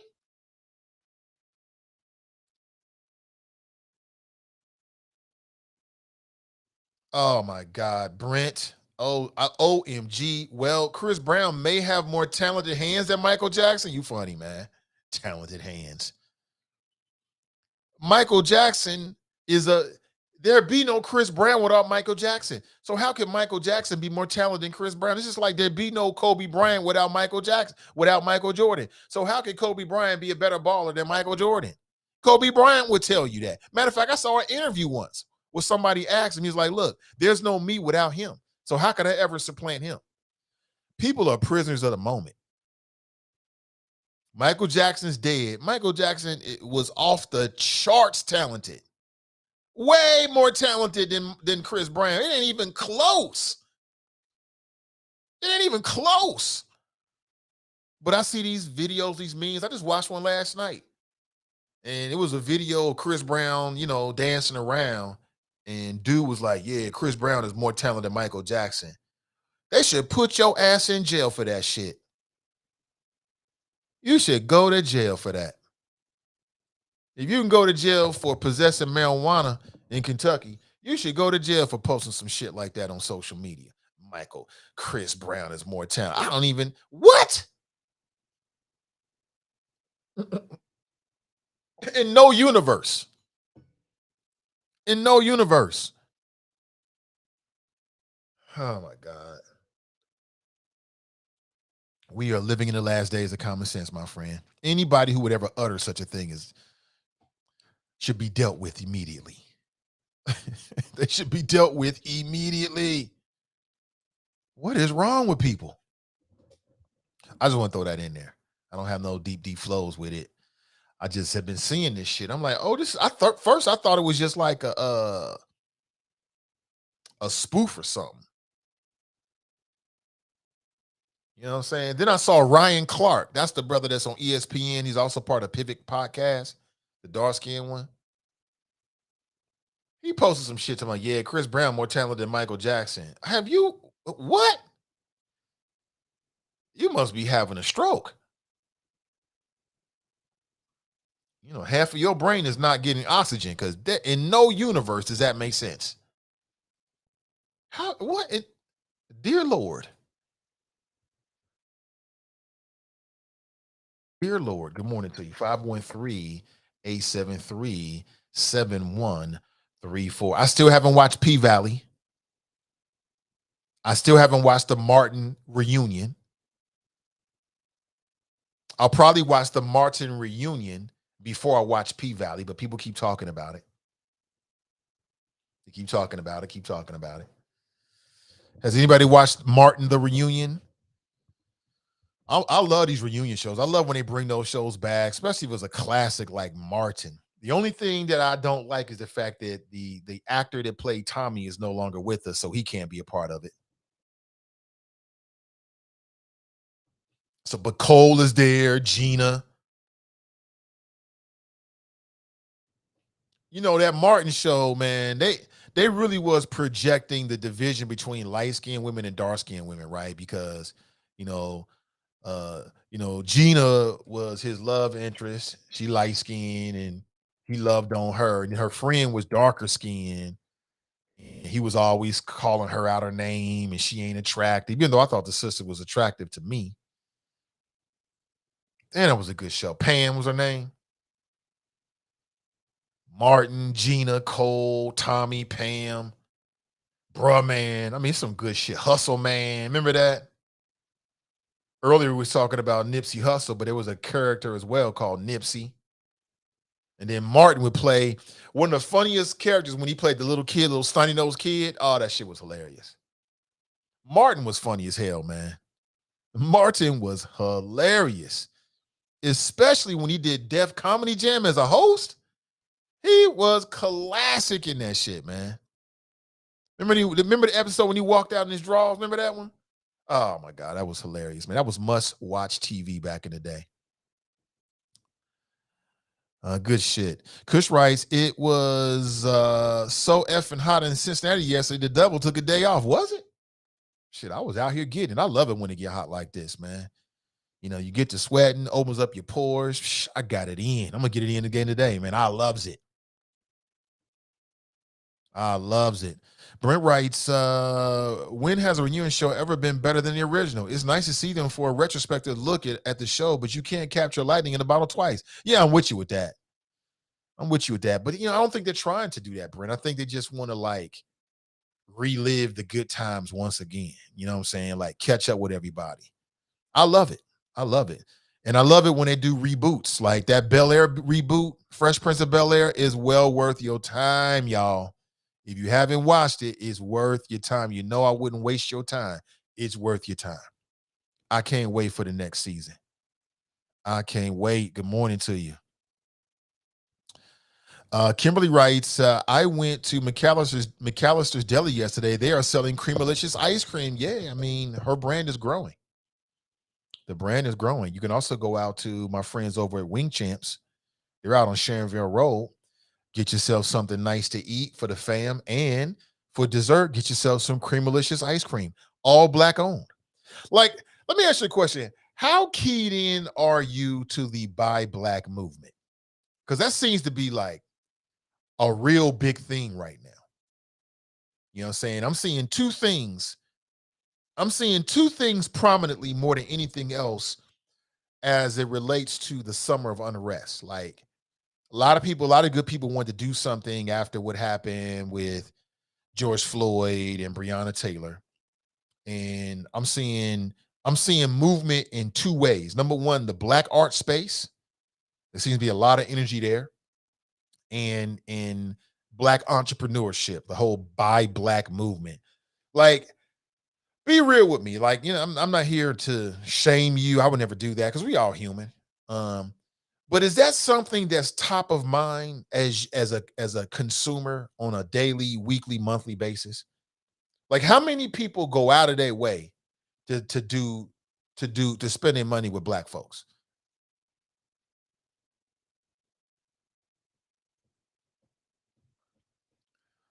You know what I'm saying? Like, would you spend more money to buy black than you would, like, maybe you could get a service or something a little bit cheaper, but you want to do it with some black folks because the service is where you want to be. Hey, if you want to help them out. I'm just curious. 513-873-7134. Jericho Rice isn't the owner of Wing Champs, the owner of Cream Malicious. Correct, Amundo. And they've got some other projects that you may or may not be aware of, but I'll be helping to get the word out on those projects as well. So stay tuned here on the show on a daily basis. Kamika writes, I buy black as much as possible. Adele writes, I'm not keyed in at all to the buy black movement. I purchase black owned and good clothing at Max. Speaking of black owned, I saw that something happened with one of their print shops. Did y'all see that?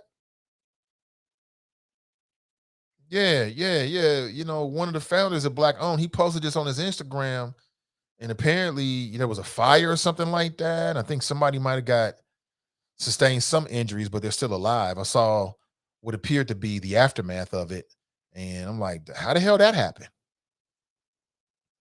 The whole damn thing, well, the structure was still up, but a lot of what was inside seemed to have burned to the ground, and they were asking people to help out. So I don't have all the detail, but hope everything turns out. And he was talking about the virtue of business insurance. Absolutely. I definitely support my black businesses. Are good to hear. Greg writes, good morning, Nate and Choppers. Absolutely. It was a fire, right? Jericho writes, I am serious about my money and time, but I buy black intentionally unless the service is poor. Yeah, I mean, I buy black even if the service is poor. I mean, because if I'm being honest with you, I've gone back to not the majority owned places. I mean, I was younger then. Now I'm on some shit. You know what I'm saying? I just got more latitude for my people than I'd have anybody else. I'm just being honest with you. That's just me. Other people are the other way around. Some people go to a black owned business, they have something that's a little bit off, they never go back. I'm the opposite. I'll go back and give you a chance. But the other thing is, and I tell this to the wifey, is I tell people shit. Like if I go to an establishment and shit ain't right, especially if it's minority owned, I'll go back and tell them on some real shit like, hey, here's what I experienced. I want you to know so you can change it type shit. That's what I'll do. I'm not going to go on Yelp and give you 1 star. I'm not going to run to that. That's just not me. Because, people have bad days. We talking about businesses that are run by humans. Humans have bad days and good days. Things happen. I'm very sympathetic to these kind of things. But I'm not one of those people like, gosh darn it, I ain't going to never buy black again because I had a bad experience at a black owned whatever. I'm just not like that. I'm not telling you how to be, but I'm not like that. I'm the opposite, actually. I'll give you some grace. I'll give you some latitude. You know what I'm saying? Dale writes, I love what's happening with Liz Rogers. It shows you how God blesses when enemies, Chris S., comes against you and blesses beyond your wildest dreams. She's national and the banks are local, not even statewide destination. Well, as I understand it, Liz was a dope entrepreneur before, during, and after. So I can't speak for her at all. I don't know what her mentality is, but I would imagine she's on some winners focus on winning type shit. You know what I'm saying? Like, block all the dumb shit out. Block the haters out. Block what people got to say to you out. Just do you. Just do you. Just block all that shit out. It works pretty good. Jericho writes, my expectations for white establishments is the same for black establishments. Yeah, I would agree with you. Yeah, I mean, as a consumer, my expectation is going to be high no matter what. At this point in my life, I've just got more latitude for black but black owned people. I mean, I'm just being honest with you. If I'm being honest with you, like if I had a bad experience at a white owned restaurant and I had a bad experience at a black owned restaurant, I'm more likely to go back to the black owned restaurant before the white owned restaurant at this point in my life. I'm just being 100% transparent with you. People can think what they want to think. That's just me. Now, there's a limit to it now. I ain't going to keep on spending my money and I'm not getting what I want. But at the same time I'm going to say something. And I'm not going to do it on Instagram. I'm not going to do it on social media. I'm going to tell them. You know what I'm saying? I've had those experiences at a black-owned restaurant here. I didn't go online. I went and talked to the owner. I said, let me talk to you about something. And I had, because it came from a place of like, I want y'all to succeed. It came from that place. It wasn't from like, let me tell you and all that. It wasn't that serious. But if the whatever I'm looking for ain't right, I'll tell you. But I'm like that across the board these days. The older I get, the more I'm like that because people don't know. And sometimes it's just like, shit with anything else. If you're the owner of a restaurant, you're expecting that every plate that goes out is at a 10. They don't want no plate to go out that's a 5. Because that don't help them. Word of mouth is the most powerful form of promotion. They don't want somebody bad mouthing because they got a bad plate. But if you don't tell them, if you don't go tell them on some man to man, woman to woman, or whatever, human to human type shit, then do you really care? That's how I look at it, Jerica. But I agree with you. My expectations as a consumer is the same. It's the same. Most definitely. 100%. I want to remind you that today's show is brought to you in part by our friends over at Wing Champ. They're out in Sharonville, Ohio, in beautiful Sharonville. Check them out. There's a link in today's description where you can check out their menu and their hours of operation. For folks that are on the audio side of things, that's 3Ws.originalwingchamp.com. Originalwingchamp.com. Check them out. Today's show is also brought to you in part by our friends over at Renew Community Church. They offer a live stream masterclass every Sunday morning at 11:45 Eastern Standard Time. And this Sunday, they've got a special tribute to fathers. Embrace gratitude. 9 steps to improve physical and mental health through gratitude. You can watch on Facebook at facebook.com/CincyRenew. And you can watch on YouTube at Renew Community Church live stream. Check them out. Check them out. And I know people are checking them out because that's the feedback that I'm getting. That's a good thing. Check them out. And again, the great thing about stuff being online is you can tap in and tap out with the greatest of ease. I'll tap in one Sunday morning and get some of that a spoonful of wisdom for the soul, because that's what they're trying to do. What they're not trying to do is convert you. What they are trying to do is to help you unleash your potential. That's what they are trying to do. They want you to live your best life, as do I. I want you to live your best life, whatever that means to you. I have no idea. Everybody's different, but check them out. Sunday mornings, 11:45 a.m. So you can check out Edna, Straight Talk Live, and then check them out. Then check out the lovely ladies of the Melanin Insights podcast. They always talking that talk from a Black female perspective. Quite interesting, actually. Very interesting. That's a great thing about these podcasts and shit these days is you can get different perspectives. You know what I'm saying? You can hear what people have to say and then take it all in, get the information or the entertainment or the infotainment, however you want to look at it, and perhaps get something out of it. Today's show is also brought to you by the Black Economic Empowerment Market, or BEAM. And they endeavor to be the largest inner city outdoor flea market in the city of Cincinnati. They're kicking it off on June 24th. They're going to run all through the summer through October. They have 100 spaces available if you are interested in selling your arts and crafts, Maybe you got things around the home and you've been thinking about doing a yard sale or something like that. Maybe your art. Maybe you have some other services or goods that you want to share and you want to sell. They're going to be located at the Marver Collins College Prep Campus at 7855 Don Road. That's out in Cincinnati, Ohio. That's in Roseline. Come one, come all. That'll be on Fridays, Saturdays, and Sundays. Let me run through the hours of operation. So Fridays, they plan to be operating from 12 noon to 7 p.m. On Saturdays, from 8 a.m. to 5 p.m. And then again on Sundays from 8 a.m. to 5 p.m. Spaces are available on a daily basis. So if you want to just pay for one day, you can. One table is $25. Two tables are $50. And for $100, you can get a 20 by 20 space. You can sell your wares, your produce, your home goods, your services, etc. If you're interested, call Tanya Dumas at 513-830-4206. Again, you can call Tanya Dumas at 513-830-4206. Beam me up, Black Economic Empowerment Market. I'm with the business. Good morning to you.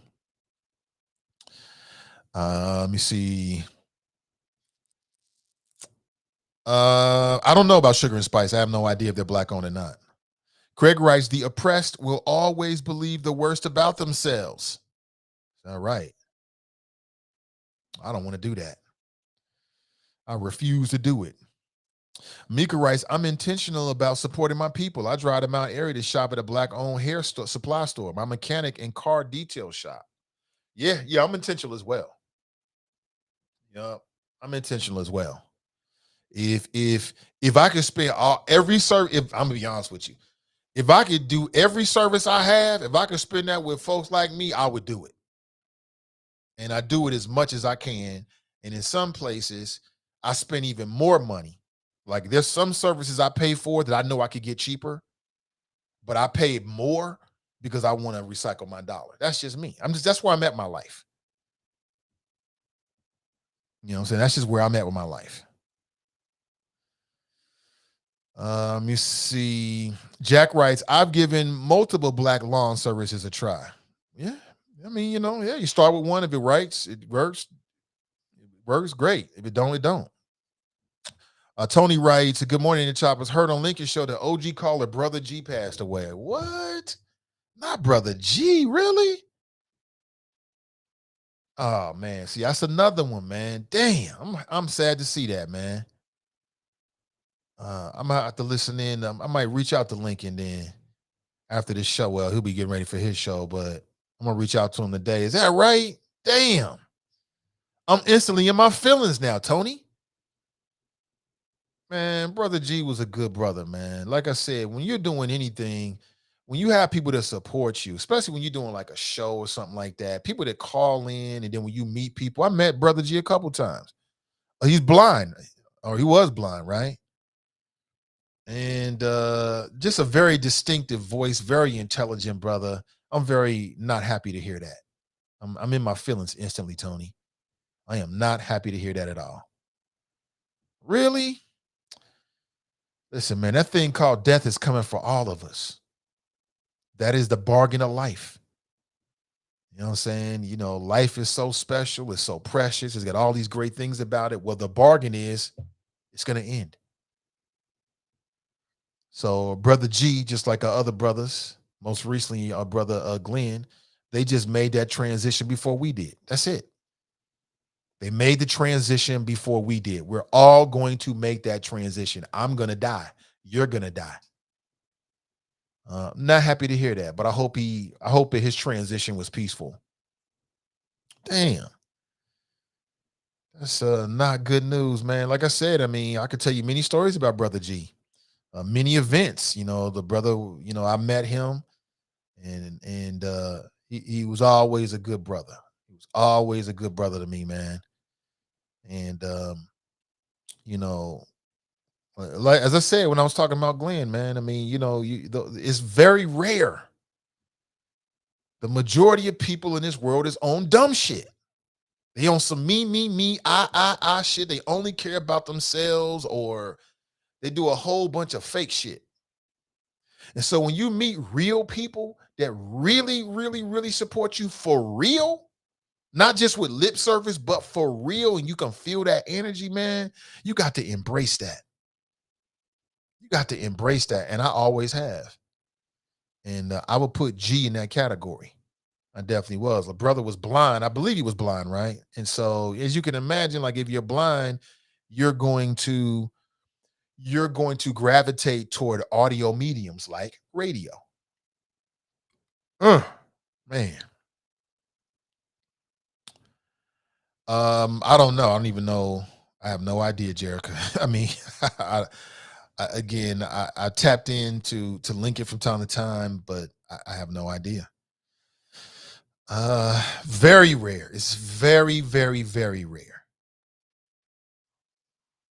Very, very, very rare for people that really, really seriously, and they ain't got no ulterior motives. Like a lot of people have hidden resentments and hidden issues. And for me, I've always been able to pick up on that shit real quick.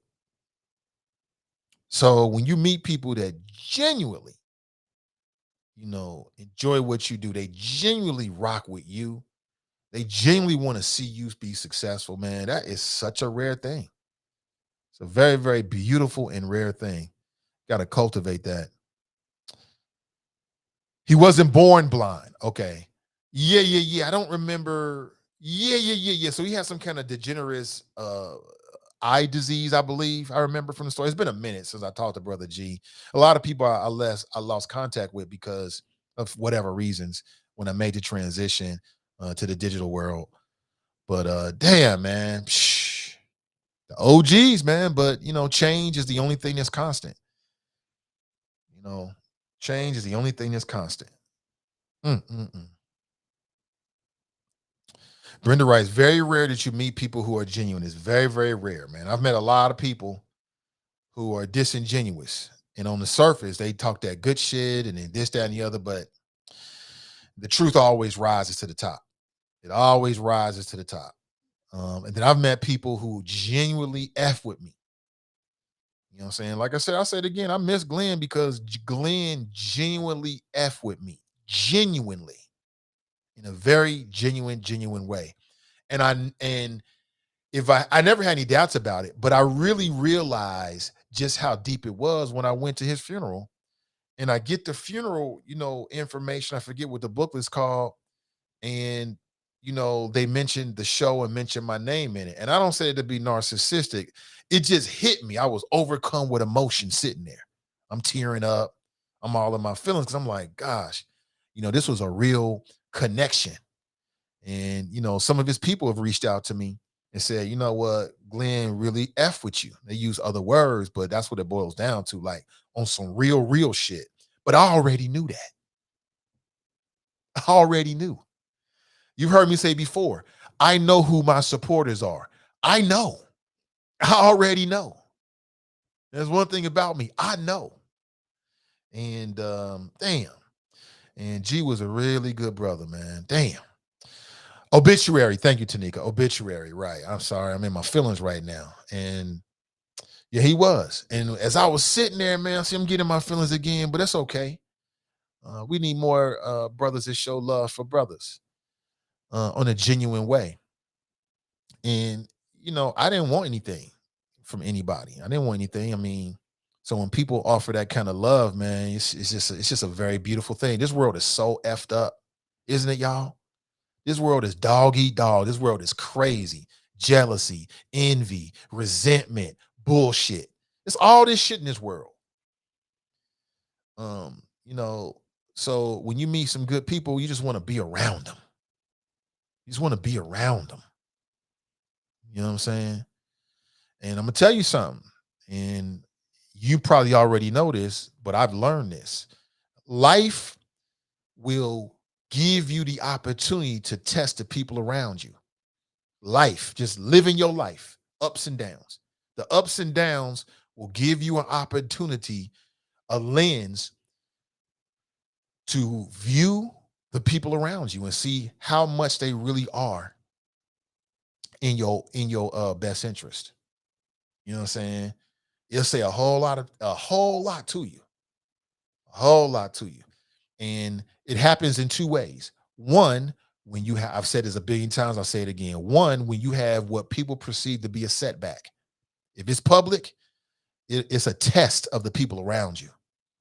You know, what they say to you, how they interact with you in those moments says a lot about it. When you have a big success or when you have a big recognition, like a public recognition, that will test the people around. It'll let you see who really has your back, who really is in your corner. And sometimes it can be as small as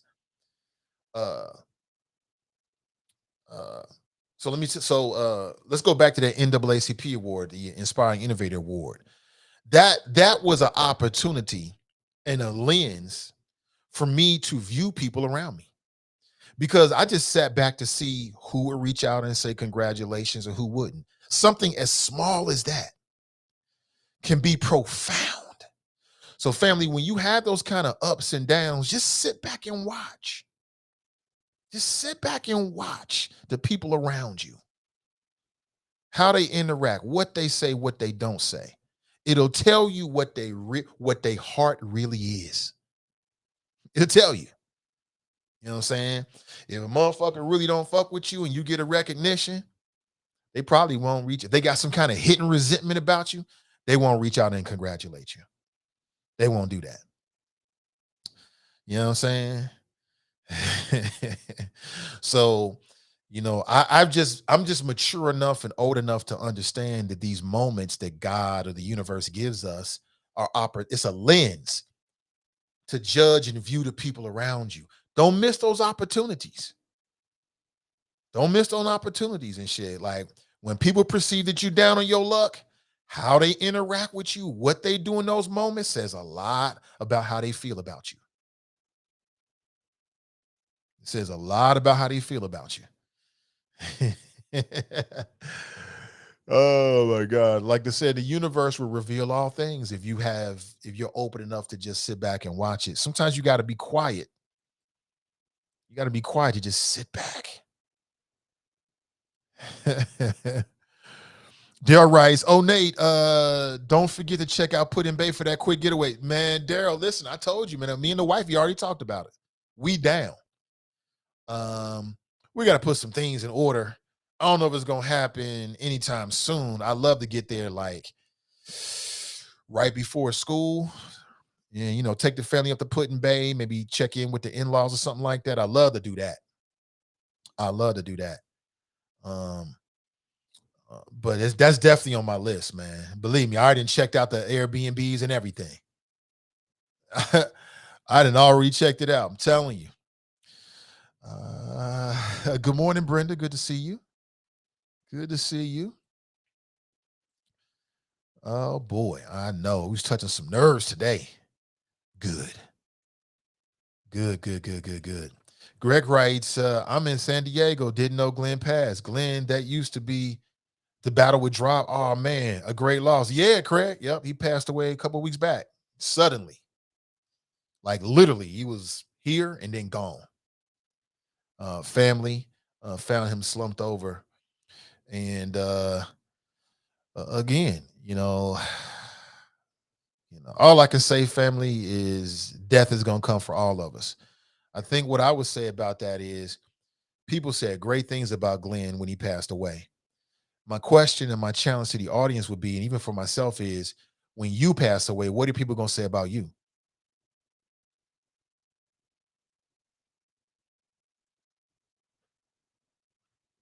I mean, people said glowing things about Glenn. It was clear. There was no doubt. And I ain't saying nobody's perfect. Nobody's perfect, but it was very obvious. You know what I'm saying? That the way I thought about him, shit, a lot of people thought the same way about him. You know, real recognize real. And then again, the question is, and I was sitting there, and I don't know if I said this or not because I don't even remember what I said. I was just in my feelings so much. And And I'm standing there in front of his son and his family. They looking at me. They got tears in their eyes. They just brought the emotion out in me. Very emotional time. But so I can't remember everything I said, but I do remember just trying to just tell people, because for me, like when somebody pass away like that and they're dead, they don't hear and see nothing. I don't think anyway. Maybe they do. But I think the message is really for the people that is in the room, for the people that are alive. And so my message was for the people that are alive, and that's take care of yourself. If the doctor give you blood pressure medicine, take your blood pressure medicine, or eat right and exercise, and lay off the booze and lay off the drugs, and because I'm telling you, yo, you don't want to feel what I felt. I don't wish that on nobody. You do not want to feel what I felt. I had no idea what a heart attack would feel like. It is not something that you want to feel. You do not want to feel that. You do not want to feel that. I don't wish that on anybody. Edward writes, good Thursday morning, bro, Nathan fans and everyone. Good morning to you. That's why, man, I'm just about some positivity type shit. I just want to spread positivity, and you know what I'm saying? And I support everybody in whatever they're doing. You know what I'm saying? I don't have no issues with no man, woman, or child in this world. For what? For what? Life's too short for that shit. I'm trying to live my best shit. I'm living my best life. I ain't trying. I'm living my best life. You know what I'm saying? Like my happiness, that smile you see in my face, that joy you hear in my heart, that's genuine. Shit, God bless me. Tanika writes, you're right, Nate. Funerals are for the living. There's nothing that any man in this world has that I won't. Shit, nobody. I got everything I need and want. Nothing.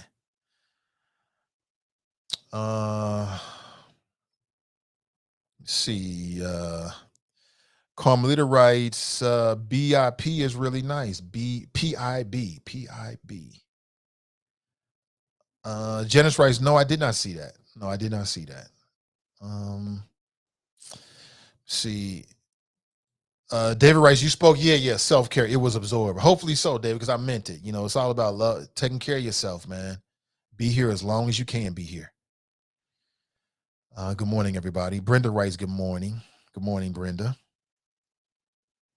You see, I want to try to get as much in as I can before I make this move at 9:35 this morning.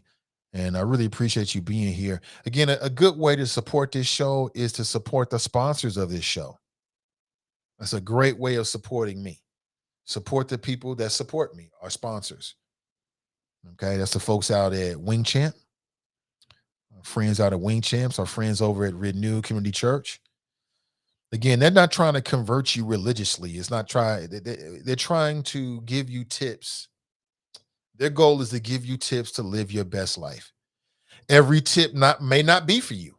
You might tap in on a Sunday like, yeah, I already got this. But I'm sure that they've got something to share with you that might be worthwhile. And also the good people over the Black Economic Empowerment Market.